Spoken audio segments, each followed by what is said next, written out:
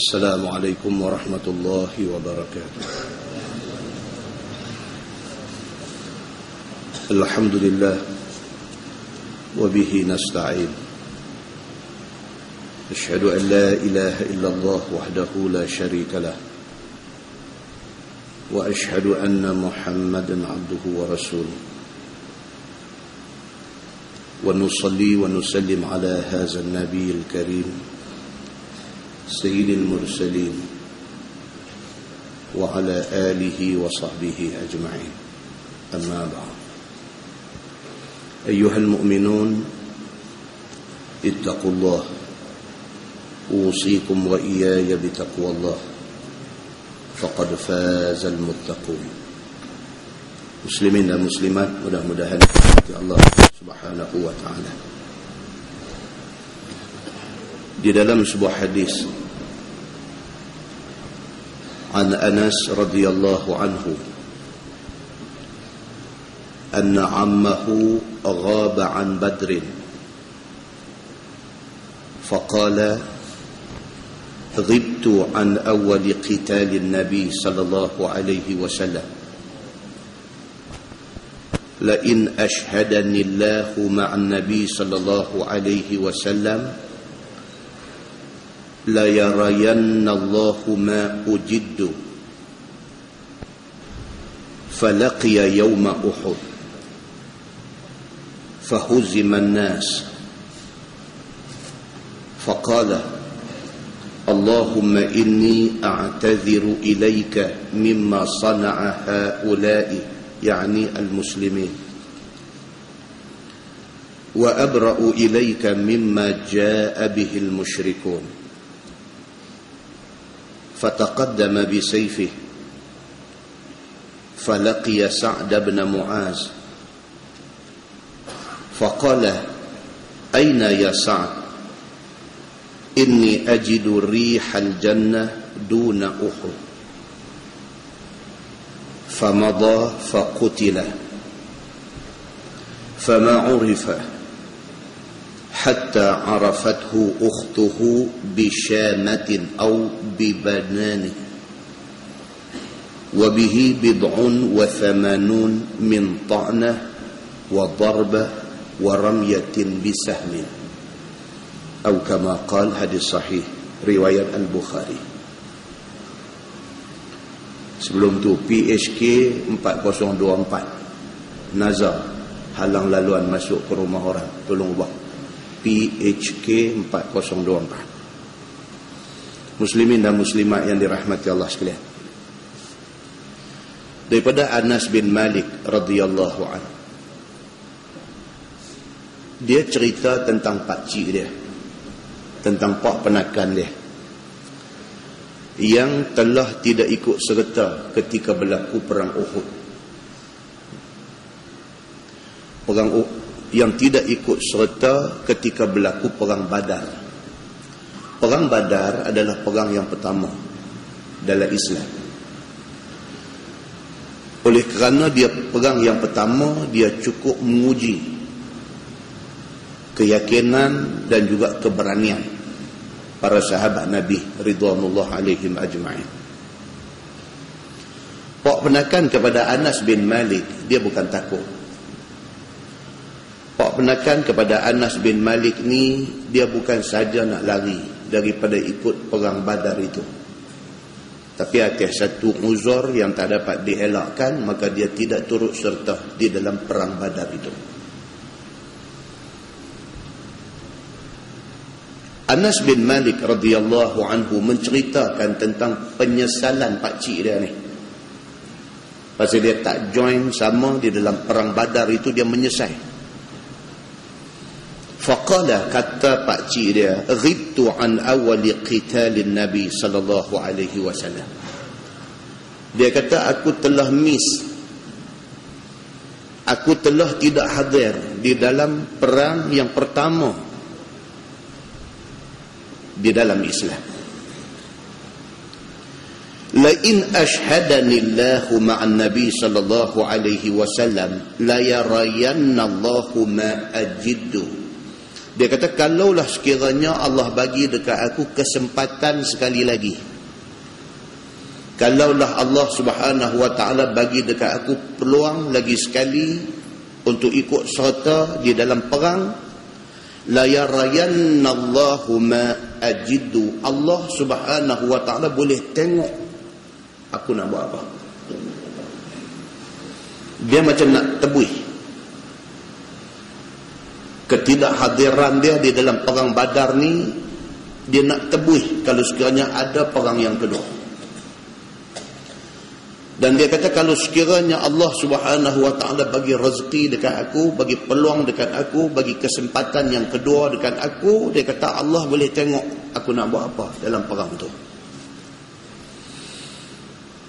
Falaqiya yawma Uhud, ditakdirkan Allah Subhanahu wa ta'ala dia jumpa perang Uhud. Fahuziman nas, dalam perang Uhud pula para sahabat Nabi ridwanullah alaihim ajma'in pecah belah.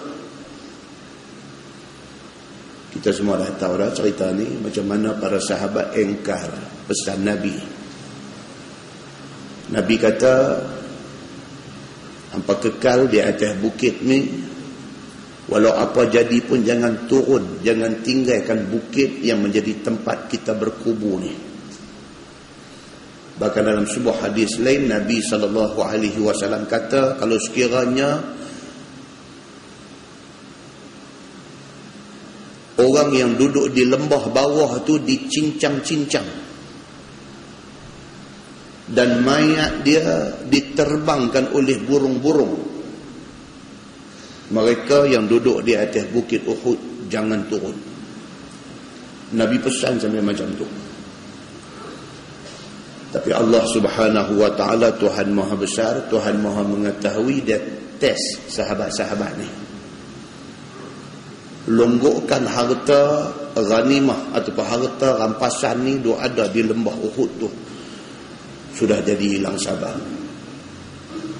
Takut kalau tak turun tak dapat bahagian, maka turun. Bila turun, jadilah apa yang jadi di dalam perang Uhud. Round pertama perang Uhud, kelihatan tentera Islam nak kalah. Maka kata Anas bin Malik, fahuziman nas, maka pecah belah para sahabat Nabi ada di bawah ni. Faqala, pakcik kepada Anas bin Malik ni, dia apabila tengok keadaan sudah jadi kacau bila dia tengok para sahabat Nabi ridwanullah alaihim ajma'in sudah buang ke belakang pesan Nabi, sudah langgar perintah Nabi, sudah serbu turun nak kutip benda yang ditinggalkan oleh musuh di lembah tu. Kata pakcik dia ni, Allahumma inni a'tadiru ilaika mimma sana'a haula. Dia kata, ya Allah, ya Tuhanku, aku minta ampun atas perbuatan mereka ini, yakni sahabat-sahabat Nabi hal lainnya. Dia kata, ya Allah, ya Tuhanku, a'tadiru, aku minta uzur dengan engkau ya Allah atas perbuatan mereka ni. Tolong bagi maaf dekat mereka, tolong bagi ampun dekat mereka. Mereka ni rabun mata. Wa abra'u ilaika mimma ja'a bihil musyrikun, dan aku pulang kepada engkau ya Allah apa yang engkau nak tentukan kepada kafir musyrikin yang kelihatan macam nak menang dalam perang Uhud ini. Dia kata, aku serah dekat engkau ya, aku serah dekat engkau lah ya Allah. Kalau sekiranya engkau nak bagi kafir menang pun, itu hak engkau. Pasal apa? Pasal punca dia sahabat Nabi sendiri langgar perintah Nabi. Fataqaddama bisayfi, kata Anas bin Malik, pakcik dia ni pun mara ke depan dengan pedang terhunus di tangan. Falaqiya Sa'ad bin Mu'az faqala, aina ya Sa'ad, inni ajidu rihal jannah duna Uhud. Sambil duk pegang pedang, duk terpa api, seorang-seorang ni dalam keadaan musuh duk panah, duk tombak, duk tetak kawan-kawan dia di lembah Uhud ni, sambil duk terekam, sambil duk terpa api tu. Dia kata, inni ajidu rihal jannah duna Uhud. Dia kata, aku dapat mencium bau wangi syurga di sebalik bukit Uhud ini. Dia terpa api. Famadha faqutila. Kata hadis ni, apabila perang selesai, pakcik kepada Anas bin Malik ini faqutila, dia terbunuh. Fama urifa, tak dikenali mayat dia. Mayat dia tak boleh kenal. Hatta arafathu ukhtuh bisyamatin au bibanani. Cuma adik perempuan dia saja boleh kenal mayat dia. Kenal daripada syamah, daripada basmah, tanda lahir yang ada di badan dia. Dan juga kenal bibanani, kenal daripada jari-jari dia. Adik dia pergi belek-belek tengok, dia kata, ni abang aku. Adik kenal ada tanda di badan abang dia, dan adik kenal jari abang dia. Dia kata, ni abang aku. Baru orang kenal, inilah mayat asyahid pakcik kepada Anas bin Malik. Kata hadis tu, wa bihi bid'un wa thamanun min ta'nah wa darbah wa ramyah bisahmin. Di badan dia ada 80 kesan tikaman pedang, tetakan, dan juga tusukan anak panah. 80 bekas luka di badan dia. Maka kerana tu mayat dia tak dikenali. Muslimin dan muslimat yang dirahmati Allah sekalian, hadis itu hadis sahih riwayat Al-Bukhari. Muslimin dan muslimat yang dirahmati Allah sekalian, itu sahabat Nabi. Keuzuran dia kerana tidak ikut serta bersama dengan Nabi ditebus macam ni rupa. Penyesalan dia bayar balik dengan nyawa dia. Demikian pengorbanan yang dibuat oleh para sahabat Nabi ridwanullah alaihim ajma'in. Di dalam sebuah hadis riwayat daripada Jabir bin Abdullah radhiyallahu anhu, kata dia, laqiyani Rasulullah sallallahu alaihi wasallam faqala li ya Jabir ma li araka munkasiran. Qultu ya Rasulullah ustushhida abi faqutila yawma Uhud wa taraka iyalan wa daynan. Qala an-nabi sallallahu alaihi wasallam afala ubashiruka bima laqiya Allahu bihi abak. Qala qultu bala ya Rasulullah. Qala Rasulullah sallallahu alaihi wasallam ma kallama Allahu ahadan qat illa min wara'i hijab wa ahya abaka fakallamahu kifahan. فقال الله تعالى يا عبدي تمنى علي أعطك. قال يا ربي تحييني فأقتل فيك ثانية. قال عز وجل إنه قد سبق مني أنهم إليها لا يرجعون. قال وأنزلت هذه الآية ولا تحسبن الذين قتلوا في سبيل الله أمواتا بل أحياء عند ربهم يرزقون. صدق الله العظيم أو كما قال. Hadis riwayat Imam At-Tirmizi daripada Jabir bin Abdullah radhiyallahu anhu. Kata dia, Nabi sallallahu alaihi wasallam jumpa dia pada satu hari. Nabi kata kat dia, Nabi kata, ya Jabir mali araka munkasiran. Nabi kata, wahai Jabir, apa hal dengan hang ni? Nampak hang sedih aja. Jabir cerita, dia kata satu hari jeremuh dengan Nabi, Nabi tegur dia. Nabi kata, Jabir, awak nampak hang ni sedih saja. Dia kata, ya Rasulullah, ustushhida abi. Dia kata, ya Rasulullah, bapa saya sudah mati syahid. Qutila yawma Uhud. Bapa saya macam yang tuan tahu, dia mati syahid di dalam perang Uhud.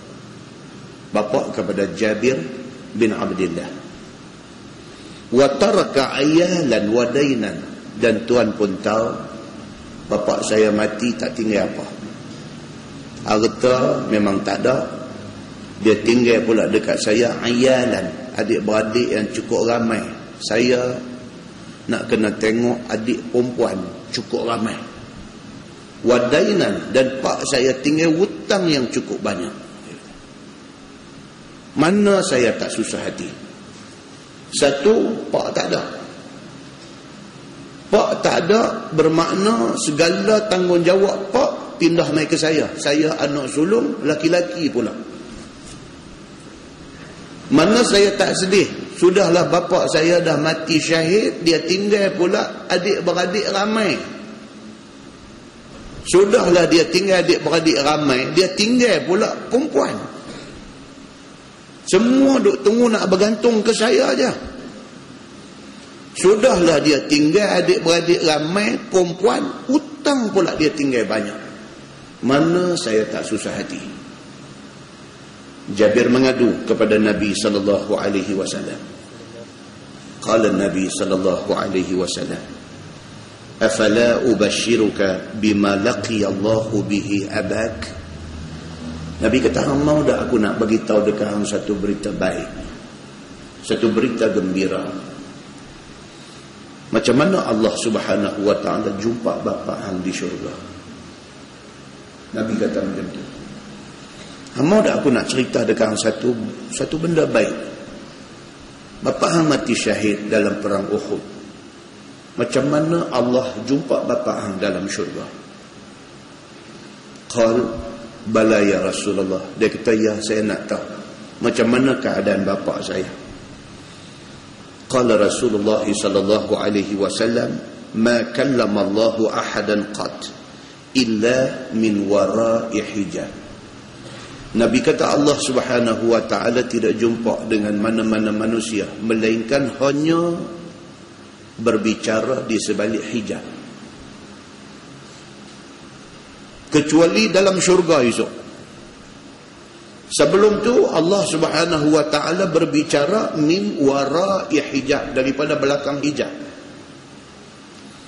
Wa ahya abak, tapi pak hang lain. Allah Subhanahu wa taala hidupkan balik bapa hang yang mati syahid di dalam perang Uhud ini. Allah hidupkan dia balik, fakallamahu kifahan, dan Allah bercakap dengan dia berhadap muka. Ni yang hang duk sedih sangat dekat bapa hang ni, dia mati, dia tinggal dekat hang macam-macam reba. Dia tinggal adik-beradik ramai, adik-beradik perempuan pula, dia tinggal utang dan sebagainya. Hang tahu tak berapa istimewanya bapa hang ni dilayan oleh Allah Subhanahu wa taala? Allah hidupkan dia balik dan Allah bercakap dengan dia kifahan, bercakap dengan dia berhadap muka. Faqala Nabi sallallahu alaihi wasallam, faqala Allah, Nabi kata, Allah Subhanahu wa taala kata dekat bapa hang, ya abdi tamanna alayya u'tik. Allah berbicara dengan bapa hang berdepan, dan Tuhan kata, ya abdi, wahai hamba aku, tamanna alayya. Hang minta apa hang nak minta? Hang angan-angankan, hang cita-citakan apa yang hang mau, hang minta dekat aku. U'tik, hang minta apa saja aku bagi. Ni bapa hang dapat benda ni.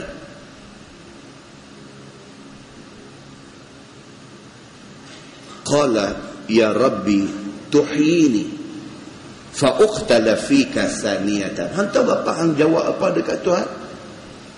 Nabi kata dekat Jabir, Nabi kata, Jabir, hang tahu tak bila Allah hidupkan bapa hang duduk berdepan bapa hang, ditanya oleh Tuhan, Pak angkat, Allah Subhanahu wa taala kata dekat bapa hang nak apa hang minta, aku akan bagi. Hang tahu bapa hang jawab apa? Qala,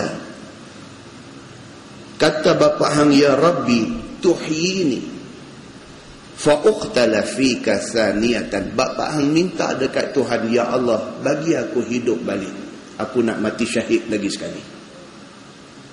Ni bapa hang, hang jangan duk pekoman dia, hang jangan duk berasa dia tinggal rebah dekat hang, hang jangan duk rasa dia ni, jangan. Pasal apa? Pasal bapa hang ni manusia yang cukup istimewa. Tuhan tanya dia, hang mau apa hang minta aku bagi? Dia minta dekat Tuhan nak hidup balik, nak mati syahid lagi sekali. Qala azza wa jalla, Allah Subhanahu wa ta'ala jawab dekat bapa dia, innahu qad sabaqa minni annahum ilaiha la yurja'un. Tuhan kata sudah ditentukan oleh aku sejak dulu lagi, orang mati tidak akan dihidupkan balik di atas dunia ni. Tuhan kata dah, itu sudah jadi janji aku sejak dulu-dulu. Siapa mati, mati tu sekali aja. Cerita nak hidup balik, malam jemaat nak balik mai tengok anak cucu di rumah ni tak akan jadi. Orang Melayu percaya benda ni. Malam jemaat pasang kemian dalam rumah, dia kata ni pahang balik ni malam ni. Tak balik dah. Pasal apa? Allah Subhanahu wa ta'ala kata, innahu qad sabaqa minni, sesungguhnya telah lalu daripada aku. Maksudnya telah aku janji sebelum ni lagi bahawa siapa-siapa yang mati tidak akan dihidupkan balik atas dunia ni. Nak hidup tak hidup sana esok. Innahum ilaiha la yurja'un, sesungguhnya mereka yang mati tidak akan balik di atas dunia ini. Kata Jabir, wa unzilat hazihi al-ayah, Allah turun ayat kepada Nabi sallallahu alaihi wasallam, wala tahsabanna allazina qutilu fi sabilillahi amwata. Jangan kamu menyangka, jangan kamu kira bahawa orang-orang yang mati syahid di jalan Allah itu mati. Tuhan kata, hampa jangan duk ingat kata orang yang mati syahid itu mati. Bal ahya'un inda rabbihim yurzaqun. Bahkan di sisi Tuhan mereka hidup, bahkan diberi rezeki. Rezeki dalam bentuk pahala, duk berjalan walaupun dia mati, pahala duk jalan. Muslimin dan muslimat yang dirahmati Allah sekalian, inilah benda-benda yang telah diperolehi dan didapat oleh orang-orang yang jual nyawa semata-mata kerana nak cari keredaan Allah Subhanahu wa ta'ala. Mudah-mudahan mukadimah itu memberi satu kefahaman kepada kita untuk kita ubah diri kepada yang lebih baik selepas ini. Kita menggunakan Bahrul Mazi jilid 2, muka surat 113. Muka surat 113, bab fi karahiyatis saf bainas sawari, iaitu bab yang datang pada menyatakan hadis tegah buat saf di antara tiang-tiang. Dia nak abang kepada kita pada malam ni, kalau boleh elak saf ni daripada diputuskan oleh tiang. Tak mau kita buat saf ada tiang, lepas pada tiang sambung lagi saf. Kalau boleh elak. Kalau tak boleh, itu tak apa yang nak buat apa. Baik. Ketahuilah saudaraku, sembahyang yang bersaf itu terpuji pada syarak. Sembahyang dalam keadaan dibina saf itu sunnah Nabi sallallahu alaihi wasallam. Kalau sembahyang mayat, dia sunat dibuat 3 saf. Sembahyang mayat Nabi sallallahu alaihi wasallam, walau berapa orang sembahyang pun Nabi bagi jadi 3 saf. Kalau 100 orang sembahyang pun Nabi buat 3 saf. Itulah yang lebih aula, dia kata. Yakni kemudian daripada penuh satu saf dijadikan saf yang lain di belakangnya. Cara buat saf ni apa dia? Dia kata penuh ke hadapan dulu. Bila depan penuh, pi yang berikutnya. Lagi hak depan tak penuh, penuh ke hadapan dulu. Barulah pi kepada saf yang kedua. Dengan tiada berputusan dan tiada diselangi di antara 2 orang oleh sesuatu. Jikalau tiang sekalipun. Kalau boleh sah ni tak mau putih, biar penuh dengan orang. Tak mau diselangi oleh apa benda pun, walaupun oleh tiang. Itu sebab dia kata apabila kita duduk dalam saf yang renggang, dia kata syaitan masuk. Syaitan tu ada di renggangan itu, syaitan ada. Maknanya pada ketika itu kita dengan kawan sebelah kita dah diselangi oleh syaitan. Itu maksudnya. Dengan dalil hadis yang dikeluarkan oleh Imam At-Tirmizi, kata dia an Abdul Hamid bin Mahmud radhiyallahu anhu qala: "Sallaina khalfa amirin min al-umara fattarrana an-nas." Diriwayatkan daripada Abdul Hamid bin Mahmud, kata dia telah sembahyang kami di belakang seorang raja daripada beberapa raja. Satu hari raja turun mai sembahyang di masjid. Macam Sultan Kelantan lah ni, Sultan Muhammad V Kelantan ni. Dia boleh saja-saja dia pergi mana-mana masjid dia sembahyang. Dia boleh hari-hari biasa ni pakai jubah. Hari-hari biasa ni dia pakai jubah tangan pendek, dia berjalan. Tak pernah lagi jadi raja macam tu di Malaysia ni. Dulu adalah sultan-sultan dulu, orang kata sultan Kedah dulu-dulu ni, orang kata adalah yang warak-warak ni buat jambatan, panggil pi suruh dia test jambatan. Dia injak dengan kaki dia, kalau jambatan tak cukup kuat reban, orang kata.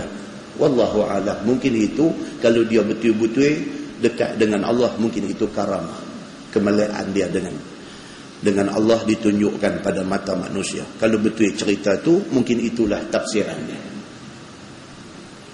Hari ni dia mai pula seorang lagi. Setidak-tidaknya satu orang yang celik mata dalam istana, dibesarkan di dalam serba kebesaran, tiba-tiba mai ditampuk kuasa, tiba-tiba dia merendah diri. Allahu Akbar, tuan-tuan. Pepatah Melayu kata apa? Ulang menyusuk akak, tak hilang bisa.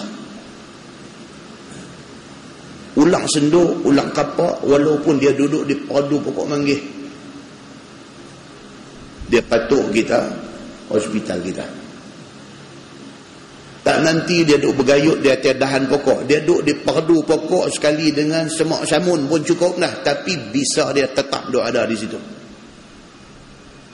Dia patuk kita, ambulan lambat mai, arwah di padu pokok tu lah. Ulang, kalau betul dia ada bisa, dia duduk di padu pokok, dia akang pokok pun bisa tak hilang. Demikian halnya apabila satu-satu orang itu diuji Allah dengan kedudukan yang hebat dan tinggi. Kalau dia merendah diri, bisa dia lebih-lebih lagi. Sayang rakyat ni, tak tahu nak apa. Muslimin dan muslimat yang dirahmati Allah sekalian. Dalam hadis yang kita baca ni, dia nak cerita. Berlaku, dia kata pada satu hari, dia kata raja ni turun demi semayang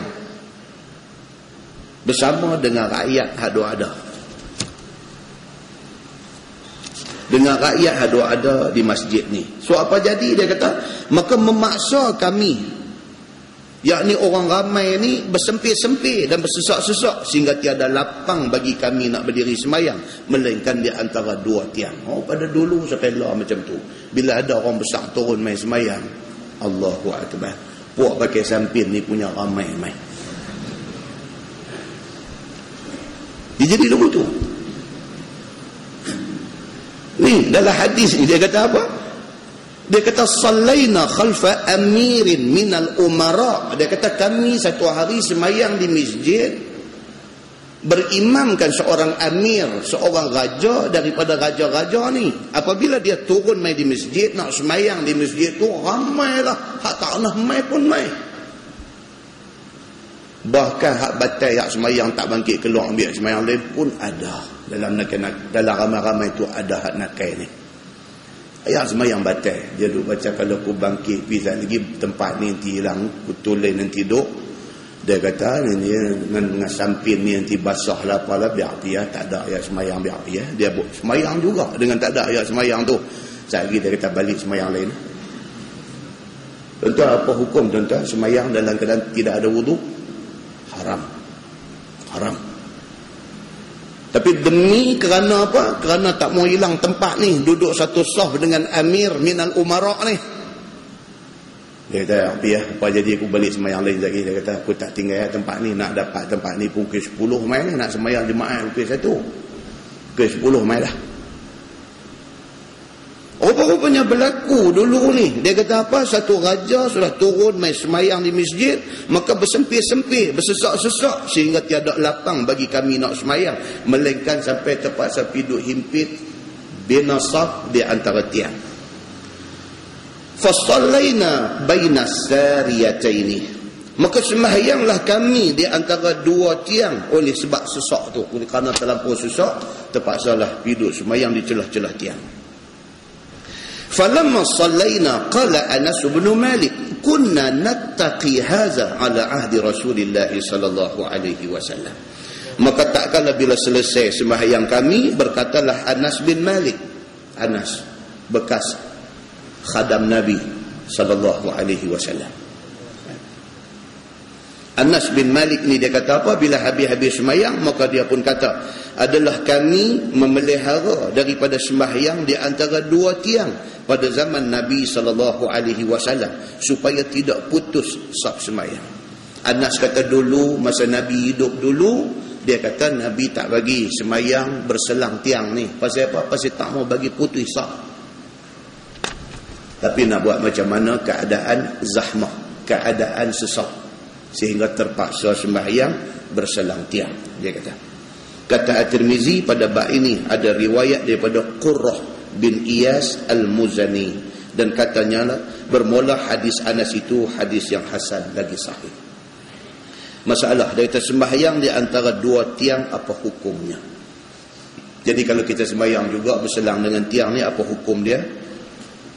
Dan sesungguhnya kata Abu Isa At-Tirmizi, ditegah oleh satu kaum daripada ahlul ilmi bahawa membikin saf di antara dua tiang. Dia kata ada ulama kata tak boleh. Pasal apa? Pasal Anas kata Nabi tak bagi. Dan dengan dialah berkata Imam Ahmad dan Ishaq, dan telah mengharuskan oleh satu kaum daripada ahlul ilmi pada yang demikian itu. Biasalah dalam agama ni, satu kata boleh, satu nanti kata tak boleh, biasa. Dia kata Ibnul Arabi, dan tiada khilaf pada harus sembahyang di antara dua tiang itu, pada harus kerana kepicikannya. Dia kata Ibnul Arabi kata kalau dah terpaksa nak buat macam mana? Kalau boleh elak, elak. Tapi kalau dah masjid tak ada tiang ni, ini ajaib. Jadi oleh kerana ada tiang, tak boleh nak elak, maka tak apa, saf tu berselang dengan tiang. Dia kata. Cuma kalau kita sembahyang jenis tak ramai, sembahyang Zuhur, sembahyang Asar ni ada satu saf aja, jangan saja pilih bagi putus saf kerana tiang. Kan? Kalau sembahyang tu sembahyang yang tak ramai, cari tempat lapang supaya saf tu tidak diputuskan dengan tiang. Begitu. Dan ada pun serta masa berlapangan dan keluasan, maka iaitu makruh sembahyang berjemaah. Kalau sekiranya waktu ada kelapangan, boleh sembahyang macam Zuhur Asar tak sangkut dengan tiang, saja pergi buat saf bagi putus dengan tiang, itu makruh. Dia kata elakkan. Dan sesungguhnya telah sembahyang Nabi SAW di dalam Kaabah daripada segala tiangnya. Nabi biasa sembahyang dalam Kaabah, dan dalam Kaabah ada tiang. Dia kata mana benda tu bukan ditegak secara mutlak, boleh, tapi kalau boleh elak, elak. Begitu. Baik, tajuk dia kata bab fi salah khalfas saf wahda. Ini dia nak main cerita, saya nanti baca laju yang ni. Bab yang datang pada menyatakan sembahyang dan di belakangnya seorang saja, satu imam, satu makmum saja. Ketahuilah saudaraku, seorang yang sembahyang di belakang saf bukan. Yang ni ceritanya saf yang pertama penuh. Orang yang mai kemudian ni, dia nak sembahyang seorang di saf, sorang-sorang dia di belakang tu. Ini cerita dia. Ketahuilah saudaraku, seorang yang sembahyang di belakang saf seorang diri, ada beberapa masalah dan qaul ulama padanya. Orang dah sembahyang dah, saf pertama penuh dah, dia main seorang. Dia main-main, dia nak join dalam saf pertama, tak ada tempat.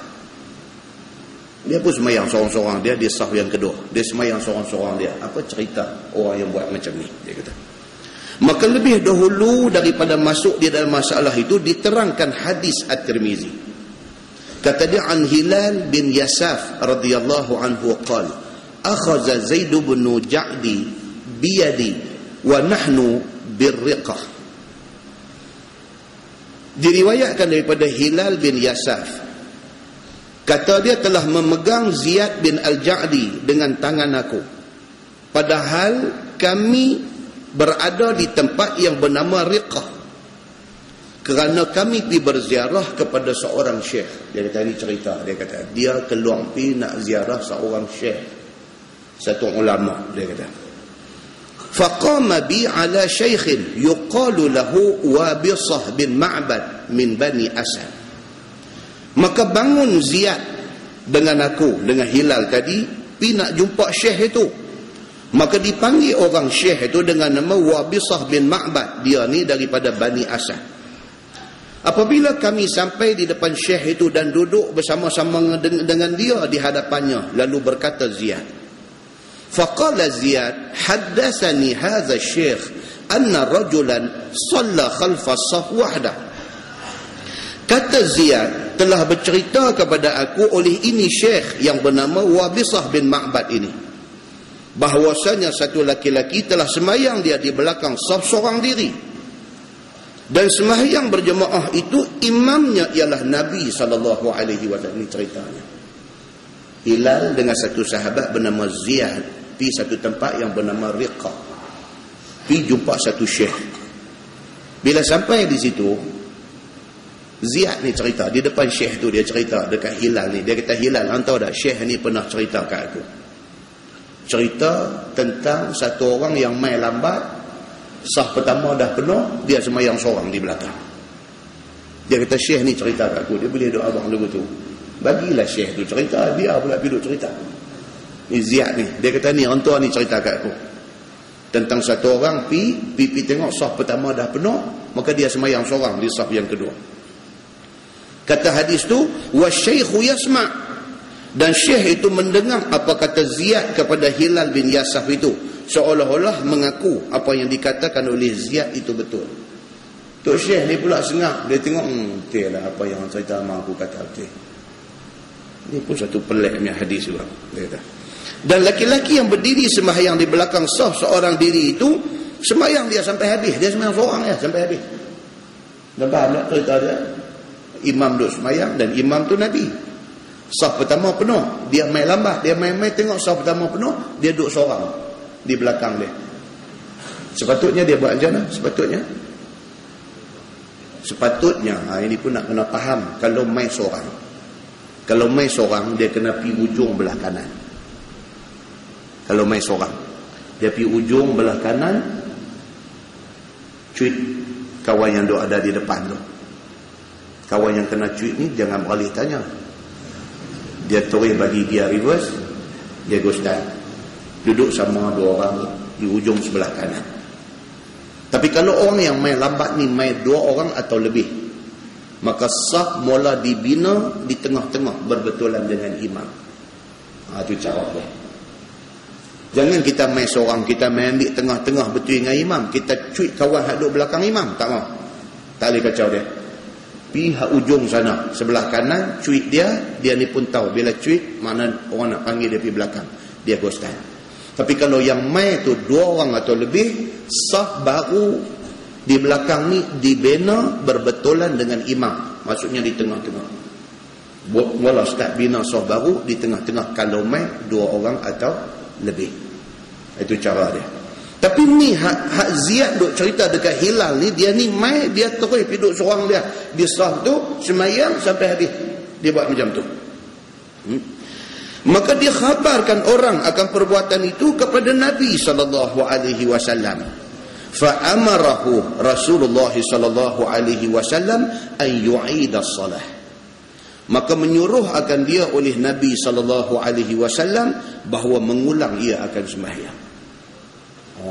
Dia pergi sembahyang seorang dia dalam saf yang kedua tu, sembahyang seorang dia sampai habis. bila orang habaq dekat Nabi, Nabi kata dia hang sembahyang lain. Hadis ni kata lagu tu. Kata At-Tirmizi, hadis Wabisah ini hadis yang hasan dan diriwayatkan pada bab ini daripada Ali bin Syaiban dan Ibni Abbas. Imam Al-Albani dia kata hadis ini sahih. Dia kata Nabi suruh ulang sembahyang. Itu dalam hadisnya begitu. Baik, seorang sembahyang seorang diri di belakang saf, dan apakah sebenar hukumnya? Apa sebenar hukumnya? Adakah dia kena sembahyang balik? Macam yang hadis tu kata. Kata Imam At-Tirmizi, dan sesungguhnya ditegah oleh satu kaum daripada ahli ilmi bahawa sembahyang seorang laki-laki di belakang saf dengan seorang diri, dan kata mereka itu diulang sembahyang apabila sembahyang di belakang saf seorang diri. Dengan dialah berkata Imam Ahmad bin Hanbal, mazhab Hanbali, dia kata ya, orang tu kena ulang sembahyang. Sebab tuan-tuan, kalau tuan-tuan belajar metodologi mazhab, metod yang dipakai oleh imam-imam mazhab, Imam Ahmad bin Hanbal ni dia senang aja. Hadis kata lagu tu. Ini metod ataupun metodologi mazhab yang dipegang oleh Ahmad bin Hanbal. Hadis kata Nabi suruh ulang sembahyang. Kalau tuan-tuan tengok dalam mazhab lain, dia ada takwil, dia ada buat satu andaian kepada hadis tu. Dia nanti kata no, sebenarnya bukanlah sebenarnya kena ulang sembahyang, tapi Nabi nak tunjuk kata tak bagus sembahyang seorang, maka kerana tu Nabi suruh ulang sembahyang, tapi sebenarnya sembahyang itu sah. Itu takwil. Tapi mazhab Hanbali no. Imam Ahmad bin Hanbal dia kata hadis kata Nabi suruh ulang sembahyang. Dia tak mau nak takwil panjang-panjang cerita. Itu pendirian Imam Ahmad bin Hanbal. Itu kita kena faham. Itu metodologi mazhab. Dia kata. Baik. Dan sesungguhnya telah berkata satu kaum daripada ahlul ilmi memadai akan dia oleh sembahyang apabila sembahyang di belakang saf seorang diri. Dia main pendapat yang kedua pula. Dia kata apa? Memadai akan dia. Maksudnya apa? Okeylah, sembahyang dia sah. Itu maksud memadai akan dia. Dan ialah qaul Sufyan As-Sauri dan Ibnul Mubarak dan Imam Asy-Syafi'i. Imam Asy-Syafi'i dia baca juga hadis ni, tapi dia takwil hadis ni. Dia kata bukan maksudnya sembahyang tu tak sah. Sembahyang tu sah, cuma Nabi nak tunjuk kata tak bagus duduk sembahyang seorang-seorang, tak ada teman di saf yang baru tu. Maka kerana tu Nabi suruh ulang sembahyang. Sebenarnya bukanlah Nabi suruh ulang sembahyang tu menunjukkan sembahyang tak sah. Itu pendapat Imam Syafi'i. Itu dia cerita. Dan sesungguhnya telah berjalan satu kaum daripada ahlul Kufah kepada hadis Wabisah bin Ma'bad itu. Kata mereka itu, barang siapa sembahyang di belakang saf seorang diri, nescaya diulang sembahyangnya. Ni ulama daripada Kufah, mereka kata ulang sembahyang. Mereka sama pendapat dengan Imam Hanbali, dengan Imam Ahmad bin Hanbal. Kesimpulan dia apa tuan-tuan? Kesimpulan dia tak sahlah sembahyang seorang di belakang. Pasal apa? Pasal kita takut kut sekali lagi hadis yang Nabi suruh ulang sembahyang tu, kut maksud hadis tu kata sembahyang tu tak diterima. Kacau kita. Jadi bila dah mai pergi belah hujung sana, cuit kawah depan tu, panggil dia gos tanduk dengan kita, selesai masalah. Begitu. Baik. Dan telah berjalan kepada haram sembahyang seorang diri di belakang saf itu oleh Imam Ahmad dan Ishaq dan Ibnu Khuzaimah. Imam Ahmad bukan setakat dia kata kena ulang sembahyang, dia kata haram kalau sembahyang seorang-seorang di saf yang kosong tu. Haram dia kata. Kerana hadis Wabisah tadi. Dan ada tambah hadis itu pada riwayat Ibnu Khuzaimah, kata dia la salata limunfaridi khalfas saf. Maksudnya tiada sembahyang bagi orang yang sembahyang menunggal di belakang saf. Itu dia. Pasal apa? Pasal Imam Hanbali kata ada sambungan pada hadis tu, dia kata. Daripada jalan yang dia dapat, daripada sanad yang main dekat dia, kata ada sambung hadis tu. Nabi kata la salata limunfaridi khalfas saf. Tidak ada sembahyang. Maksudnya tidak diterima sembahyang orang yang sembahyang munfarid, sembahyang seorang di belakang saf. Kerana tu Imam Hanbali dia pegang dengan pendapat kata sembahyang itu mesti kena ulang, bahkan perbuatan itu haram. Itu hujah yang dikatakan imam-imam mazhab ni. Mereka bukan calang-calang orang. Nah, jadi kita ambil jalan selamat apa dia? Panggil satu orang bostan teman dengan kita di belakang, selesai masalah. Begitu. Adapun pada mazhab Syafi'i, sembahyang seorang diri di belakang saf itu, maka iaitu makruh pada masa bersatu jenis. Imam Syafi'i kata apa? Kalau sekiranya sembahyang tu sama-sama laki-laki, saf pertama ni semua laki-laki, kita seorang laki-laki pergi sembahyang di belakang, makruh, dia kata. Tak bagus perbuatan itu. Adapun apabila bersalahan jenis, seperti satu perempuan yang sembahyang ia dan tiada beberapa perempuan, berbeza kes, dia kata kalau sekiranya ada lagi orang perempuan sembahyang sama seorang, ataupun seperti ada lagi makmum khunsa dan tiada beberapa khunsa, ada satu perempuan ataupun ada satu khunsa duduk sembahyang di belakang, maka itu tiada makruh. Kalau ada makmum lain, saf depan ni dah penuh, lepas itu belakang tu dia ni duduk seorang, tapi belakang lagi ada perempuan duduk sembahyang seorang. Dia kata kalau dia duduk seorang di situ tidak makruh. Itu pendapat Imam Syafi'i. Dia kata bahkan sunat pula yang demikian itu. Dia kata sunat pula lagi. Pasal apa? Pasal nak sambung lagi seorang lagi makmum perempuan di belakang tu. Jadi dia seorang di situ laki-laki, lagi satu perempuan duduk di belakang. Kata Imam Syafi'i, okey yang tu. Bermula dalil yang demikian adalah hadis yang diriwayatkan oleh Imam Bukhari. Kata dia an Abi Bakrah annahu dakhala wan Nabi sallallahu alaihi wasallam raqi'. Ini hadis Bukhari. Diriwayatkan daripada Abi Bakrah bahwasanya masuk ia nak sembahyang berjemaah dengan Nabi sallallahu alaihi wasallam. Padahal waktu dia masuk Nabi tengah rakaat. Ni dia ni Abi Bakrah ni dia main nak sembahyang di masjid, Nabi duk jadi imam. Dia masuk main, Allahu akbar, Nabi rakaat. Dia baru duduk sampai di pintu tu. Sekira-kira kalau dia nak lari daripada pintu tu nak main, takut tak dapat rakaat tu. Ini berlaku kepada Abi Bakrah. Dia masuk masjid, Nabi Allahu akbar, Nabi rakaat. Dia kata, apabila dilihatnya Nabi SAW rakaat, maka rakaatlah dia kemudian daripada mengangkat takbiratul ihram. Sambung hadis tu dia kata faraqa'a qabla an yasila ila safi. Maka apabila dilihatnya Nabi rakaat, maka dia rakaat kemudian daripada mengangkat takbiratul ihram. Dia masuk mai tengok Nabi rakaat, Allahu akbar. Dia tak dah nak main di saf ni. Dia sambil duduk jalan main tu dia takbir Allahu akbar, terus rakaat seorang-seorang dia di belakang tu. Tuan-tuan pernah pergi di Masjidil Haram, Masjid Nabawi? Banyak jenis Abi Bakrah ni dah banyak. Di Masjidil Haram, Masjid Nabawi, Abi Bakrah banyak. Jenis pi haji ke, pi umrah ke, hotel ambil dekat dengan Masjidil Haram, dekat dengan Masjid Nabawi. Bila dekat ni lambat lah. Cerita dia lagu tu lah. Selalu haduk main awal ni orang jauh. Orang dekat ni tak apa, dia kata bang sekejap kita pergi. Selalu haduk lambat ni, selalunya orang dekat lah. Pasal dia duk ingat dia dan. Bila pi umrah, hotel dekat, kira tak turun awal. Bunyi bang tu baru nak masuk pancong, baru nak biar semayang. Lepas ambil semayang apa semua, dia kata lepas bang orang nak semayang sunat apa dulu, barulah duk pakai baju apa semua, keluar main pintu hotel pula. Semua geng lambat lah, hotel tu semua geng lambat. Hotel dekat nama dia. Duk beratung nak masuk lift. Kan? Jadi tak apalah, masuk dulu. Baru dia masuk, baru turun, baru duk pergi. Masa duduk Jemerang dataran nak masuk ke masjid tu, masa duduk Jemerang dataran tu duk bunyi dah, imam dah takbir dah, Allahu akbar, takbiratul ihram, dah jalan dah. Dia baru nak sampai, baru sampai depan pintu Masjidil Haram, baru duk buang kasut, baru duk cari beg, duk bungkus masuk, baru nak masuk.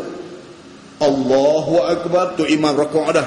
Dia rakaat tu Allahu akbar, rakaat tu kiri kanan pun tak ada makmum, depan pun tak ada makmum. Dia kira pakai Abi Bakrah. Nah ni Abi Bakrah ni duk ada ramai lah ni. Dia main di masjid, Nabi jadi imam, lepas tu dia masuk Nabi rakaat. Dia tak sampai di saf lagi, di belakang sana tu Allahu akbar, dia takbir, dia pun rakaat. Dia sayang tu, tak mau bagi miss rakaat tu, maka dia tangkap rakaat di situ.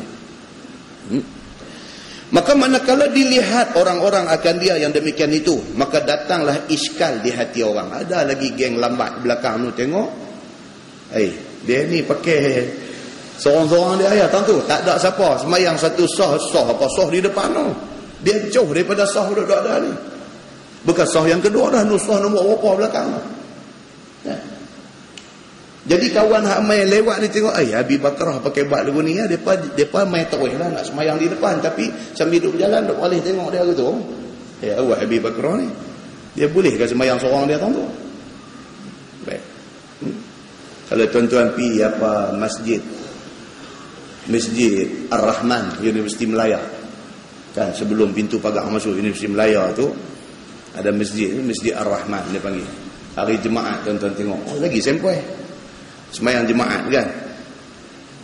Masjid, lepas tu dia ada padang green area, padang rumput. Lepas tu belah tepi-tepi ni dia ada pokok-pokok nyok apa dia panggil nyok pendek-pendek ni. Bawah pokok nyok ni ada satu grup semayang, bawah pokok nyok ni ada satu grup semayang jemaat. Kan, jadi di rumput tu tak ada orang. Lepas tu masjid dengan tepi-tepi masjid ada, di rumput tak ada orang, ada bawah pokok ni ada. Pokok ni ada 6 orang. Pasal apa nak ambil teduh? Nak ambil teduh daun pokok tu. Tengok macam ada satu pulau tu ni, ada satu pulau ni 5 orang tadi ni, 6 orang tadi, pokok ni rendang sikit 10 orang. Dia lagu tu, ni geng hak bawa sejadah tebo punya geng ni. Abi Bakrah juga tu pun. Abi Bakrah Kuala Lumpur dia panggil. Kan? Jadi dia apa? Jadi dia pakai daripada jauh, dia remote control, dia tangkap imam macam tu aja. Okey? Baik. Bila jadi macam ni, sahabat-sahabat yang tengok perbuatan Abi Bakrah ni, dia kata maka datang iskal di hati mereka. Jadi mereka ni jadi confused. Boleh ke? Macam mana Abi Bakrah buat ni, boleh ke? Itu ceritanya. Maka manakala dilihat datang iskal di hati mereka, adakah sah ataupun tidak sah perbuatan Abi Bakrah tu? Fadzakaru dzalika lahu sallallahu alaihi wasallam, maka menyebut mereka akan demikian itu kepada Nabi sallallahu alaihi wasallam supaya ditahqiqkan hukumnya. Bila habis sahlerah selesai semayang, depa pergi habang dekat Nabi. Depa kata, ya Rasulullah, tadi Abi Bakrah sudah buat satu pelik. Dia main lambat, tuan masa tu sudah takbir rukuk, dia tak mau nak terlepas rakaat tu, dia takbir di belakang tu, dia terus rukuk seorang-seorang dia di belakang tu. Macam mana cerita dengan Abi Bakrah ni? Faqala Nabi sallallahu alaihi wasallam, zadakallahu hirsan wa la ta'ud. Nabi kata begitu. Maka sabda Nabi sallallahu alaihi wasallam mendoakan kepada Abi Bakrah ni. Nabi kata, kiranya Allah Subhanahu wa taala tambahlah loba dan tamak engkau kepada khair, yakni kepada kebaikan itu. Nabi doa pula kat dia ni. Nabi kata, zadakallahu khair. Mudah-mudahan Allah tambah kebaikan dekat hang. Pasal apa? Pasal dia tamak, dia nak rakaat dengan Nabi itu. Yang tu bagus, Nabi kata. Dia tak mau luput, dia tak mau kehilangan rakaat dengan Nabi itu. Kerana tu dia takbir Allahu Akbar, dia rukuk terus nak ambil itu rakaat dengan Nabi itu, dia tak mau miss rakaat tu. Nabi kata untuk itu zadakallahu hirsan, Allah tambahkan lagi hirs, rasa tamak kepada pahala yang ada dalam diri hang tu. Mudah-mudahan Allah tambah rasa itu. Wala ta'ud, Nabi kata, tapi jangan buatlah lepas ni. Tidak. Wala ta'ud maksudnya apa? Dan jangan kamu ulang buat yang demikian itu. Nabi kata lain kali jangan buat dah. Yang tu nakal. Hadis ni menunjuk kata salah tak salah buat tu? Tak salah. Adakah hadis ni menunjuk kata sembahyang dia tak sah, pergi sembahyang seorang-seorang tak ada sah di belakang tu? Tak. Pasal Nabi tak suruh pula Abi Bakrah ulang sembahyang. Bahkan Nabi doa dia, bagus hang ni, pasal hang tak mau miss rakaat tu, bagus. Wala ta'ud, tapi lain kali jangan ada buat begitu, main pergi awal sikit lain kali, Nabi kata. Maka Imam Asy-Syafi'i dia pegang hadis ni. Hadis ni pula hadis Bukhari. Maka Imam Syafi'i kata apa? Dia kata tak payah ulang sembahyang. Sembahyang itu sah tetapi makruh, dia kata. Nampak? Jadi kita tak boleh kata satu imam betul, satu imam salah. Ini soal ijtihad dan masing-masing mempunyai nas yang disandarkan oleh masing-masing ulama. Cuma persamaan di antara semua ni apa dia? Persamaan dia mai bagi awal. Satu. Yang kedua apa? Kalau dah mai awal pun kita ni pergi duduk saf seorang di belakang, panggil satu orang teman kita di belakang, selesai semua masalah. Begitu. Nah. Katanya tersebut di dalam kitab Mughnil Muhtaj, dan diambil faham daripada hadis ini akan tiada lazim ulang sembahyang. Maka kata di dalam kitab Mughnil Muhtaj daripada hadis Bukhari tadi, fahamlah bahawa tak payah ulang sembahyang. Sembahyang itu sah. Dan bermula yang diriwayatkan oleh At-Tirmizi itu telah menanggung ulama akan dia atas sunat sahaja. Ini yang kata ihtimal. Dia takwilkan benda ni, yang kata tadi kata suruh ulang semayang, Nabi suruh ulang semayang, maksudnya sunat sahaja ulang semayang, bukannya wajib. Begitu. Kerana menghimpunkan antara dua dalil. Sungguh pun begitu, Imam Syafi'i mendhaifkan hadis tadi. Imam Syafi'i kata hadis yang baca dalam Sunan At-Tirmizi tadi ini, Imam Syafi'i kata itu hadis dhaif. Dia kata hak kita pakai ni adalah hadis yang lebih sahih riwayat Al-Bukhari. Itu pendapat Imam Asy-Syafi'i. Baik, masalah dia kata berdiri seorang diri di belakang sahkah sembahyang itu? Dan jikalau seorang itu sembahyang, dan jikalau sembahyang seorang laki-laki itu seorang diri di belakang sah, nescaya sah sembahyangnya di sisi Imam Syafi'i dan Imam Malik dan Imam Abu Hanifah radhiyallahu anhu, tetapi makruh di sisi Syafi'iyah. Syafi'iyah ni ulama-ulama mazhab Syafi'i. Macam Imam Nawawi, dia mazhab Syafi'i, dia dipanggil Asy-Syafi'iyah, dia pengikut Imam Syafi'i. Pengikut ulama-ulama pengikut Imam Syafi'i, dia pemakruh, dia memakruhkan orang yang sembahyang seorang di belakang ni. Maka bagi menghilangkan makruh itu, hendaklah dia masuk dalam saf jika didapati ada kelapangan. Kalau dia main-main tengok saf pertama penuh, tapi ada dalam saf pertama tu ada renggang misalnya, dia boleh ronat masuk. Ronat dah. Dia bahasa surat dia apa? Ronat enggak apa? Dia kena ronat masuk. Ya. Dia sempir masuk celah. Kalau nampak ada renggang lah, dia sempir masuk. Jangan tak ada renggang pun duduk sempir juga. Kawan tu dia sigung bagi saja batang hidung dulu. Jangan. Tengok keadaan. Kalau nampak boleh sempir masuk, dia kata masuk. Kalau tak ada, jika tiada kelapangan, maka hendaklah curus dengan seorang daripadanya. Cuit seorang daripada hak dua dari depan tu, kemudian daripada takbiratul ihram, dan yang kena tarik itu pun hendaklah turut akan dia berdiri sama-sama satu saf. Dan kawan yang kena cuit tu dia faham, dia kena gostan mai ke belakang. Ni soal cuit, soal apa ni semua tak ada dalam hadis apa pun tak ada. Ini pendapat yang lahir daripada ulama-ulama Asy-Syafi'iyah, ulama-ulama mazhab Syafi'i. Kalau pi nak buka tajuk ni nak buat bertengkar, buang masa. Hidup bertengkar ni, kita nak cuit ni sebelum takbir ke lepas takbir, duduk bertengkar yang tu terus pergi semayang lagi bagus kan. Ada orang bertengkar benda ni, cuit dulu baru takbir semayang ke, ataupun takbir dulu baru cuit lah. Bincang pun tak ada guna. Pasal apa? Pasal tak ada hadis yang akan bagi tahu siapa betul. Tak ada hadis yang bagi tahu siapa betul ni, tak ada hadis. Melainkan ini pendapat yang lahir daripada ulama-ulama mazhab Syafi'i. Saya dengar begitu sudah. So, kalau kita tak mau cuit pun, kita pergi takbir bagi deras misalnya. Bagi kes orang duduk semayang seorang, kita nak ikut dia berimam dengan dia, kita takbir deras tak apalah. Tapi bagi kes saf depan dah penuh, kita nak pergi semayang, nak ajak dia main teman kita di saf yang kedua ni, kita takbir deras pun dia tak usah. Tak usah takbir deras habis sangat, dia rasa apa takbir deras. Dia tak tahu kata kita tujuan nak panggil dia.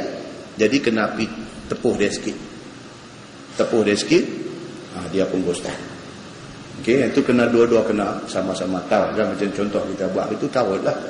Dia duduk semayang seorang, dia memang takut jadi imam. Jadi dia bila main masjid semayang pun dia saja pergi cari dinding belah kanan tu. Dia kira orang tak boleh tumpang dia tak mau carry on. Dia kira dia nak naik seorang. Dia dah pergi duduk dah tepi rapat dinding dah. Syekh ni nak main nak tumpang dia juga. Jadi bila pergi cuit dia duduk kiam sembahyang main cuit. Dia tengok, main balik kiri dia suruh tangan buat dulu. Tak boleh. Dia tak bagi orang ikut dia. Itu kacau lah macam tu. Itu kacau. Jadi dia ada orang takut jadi imam ni, takut. Dia takut sungguh. Dia memang takut orang suruh. Bila orang suruh, dia punya gemuruh anti mic. Dia boleh lah gagah-gagah pelepas habis tak sampai bagi salam boleh. Main doa ni lupa. Allahumma in dia ni aku tak suka dia imam ni kan. Dia doa tu baca bila guna pun kan. Tapi ketang nak buat macam mana?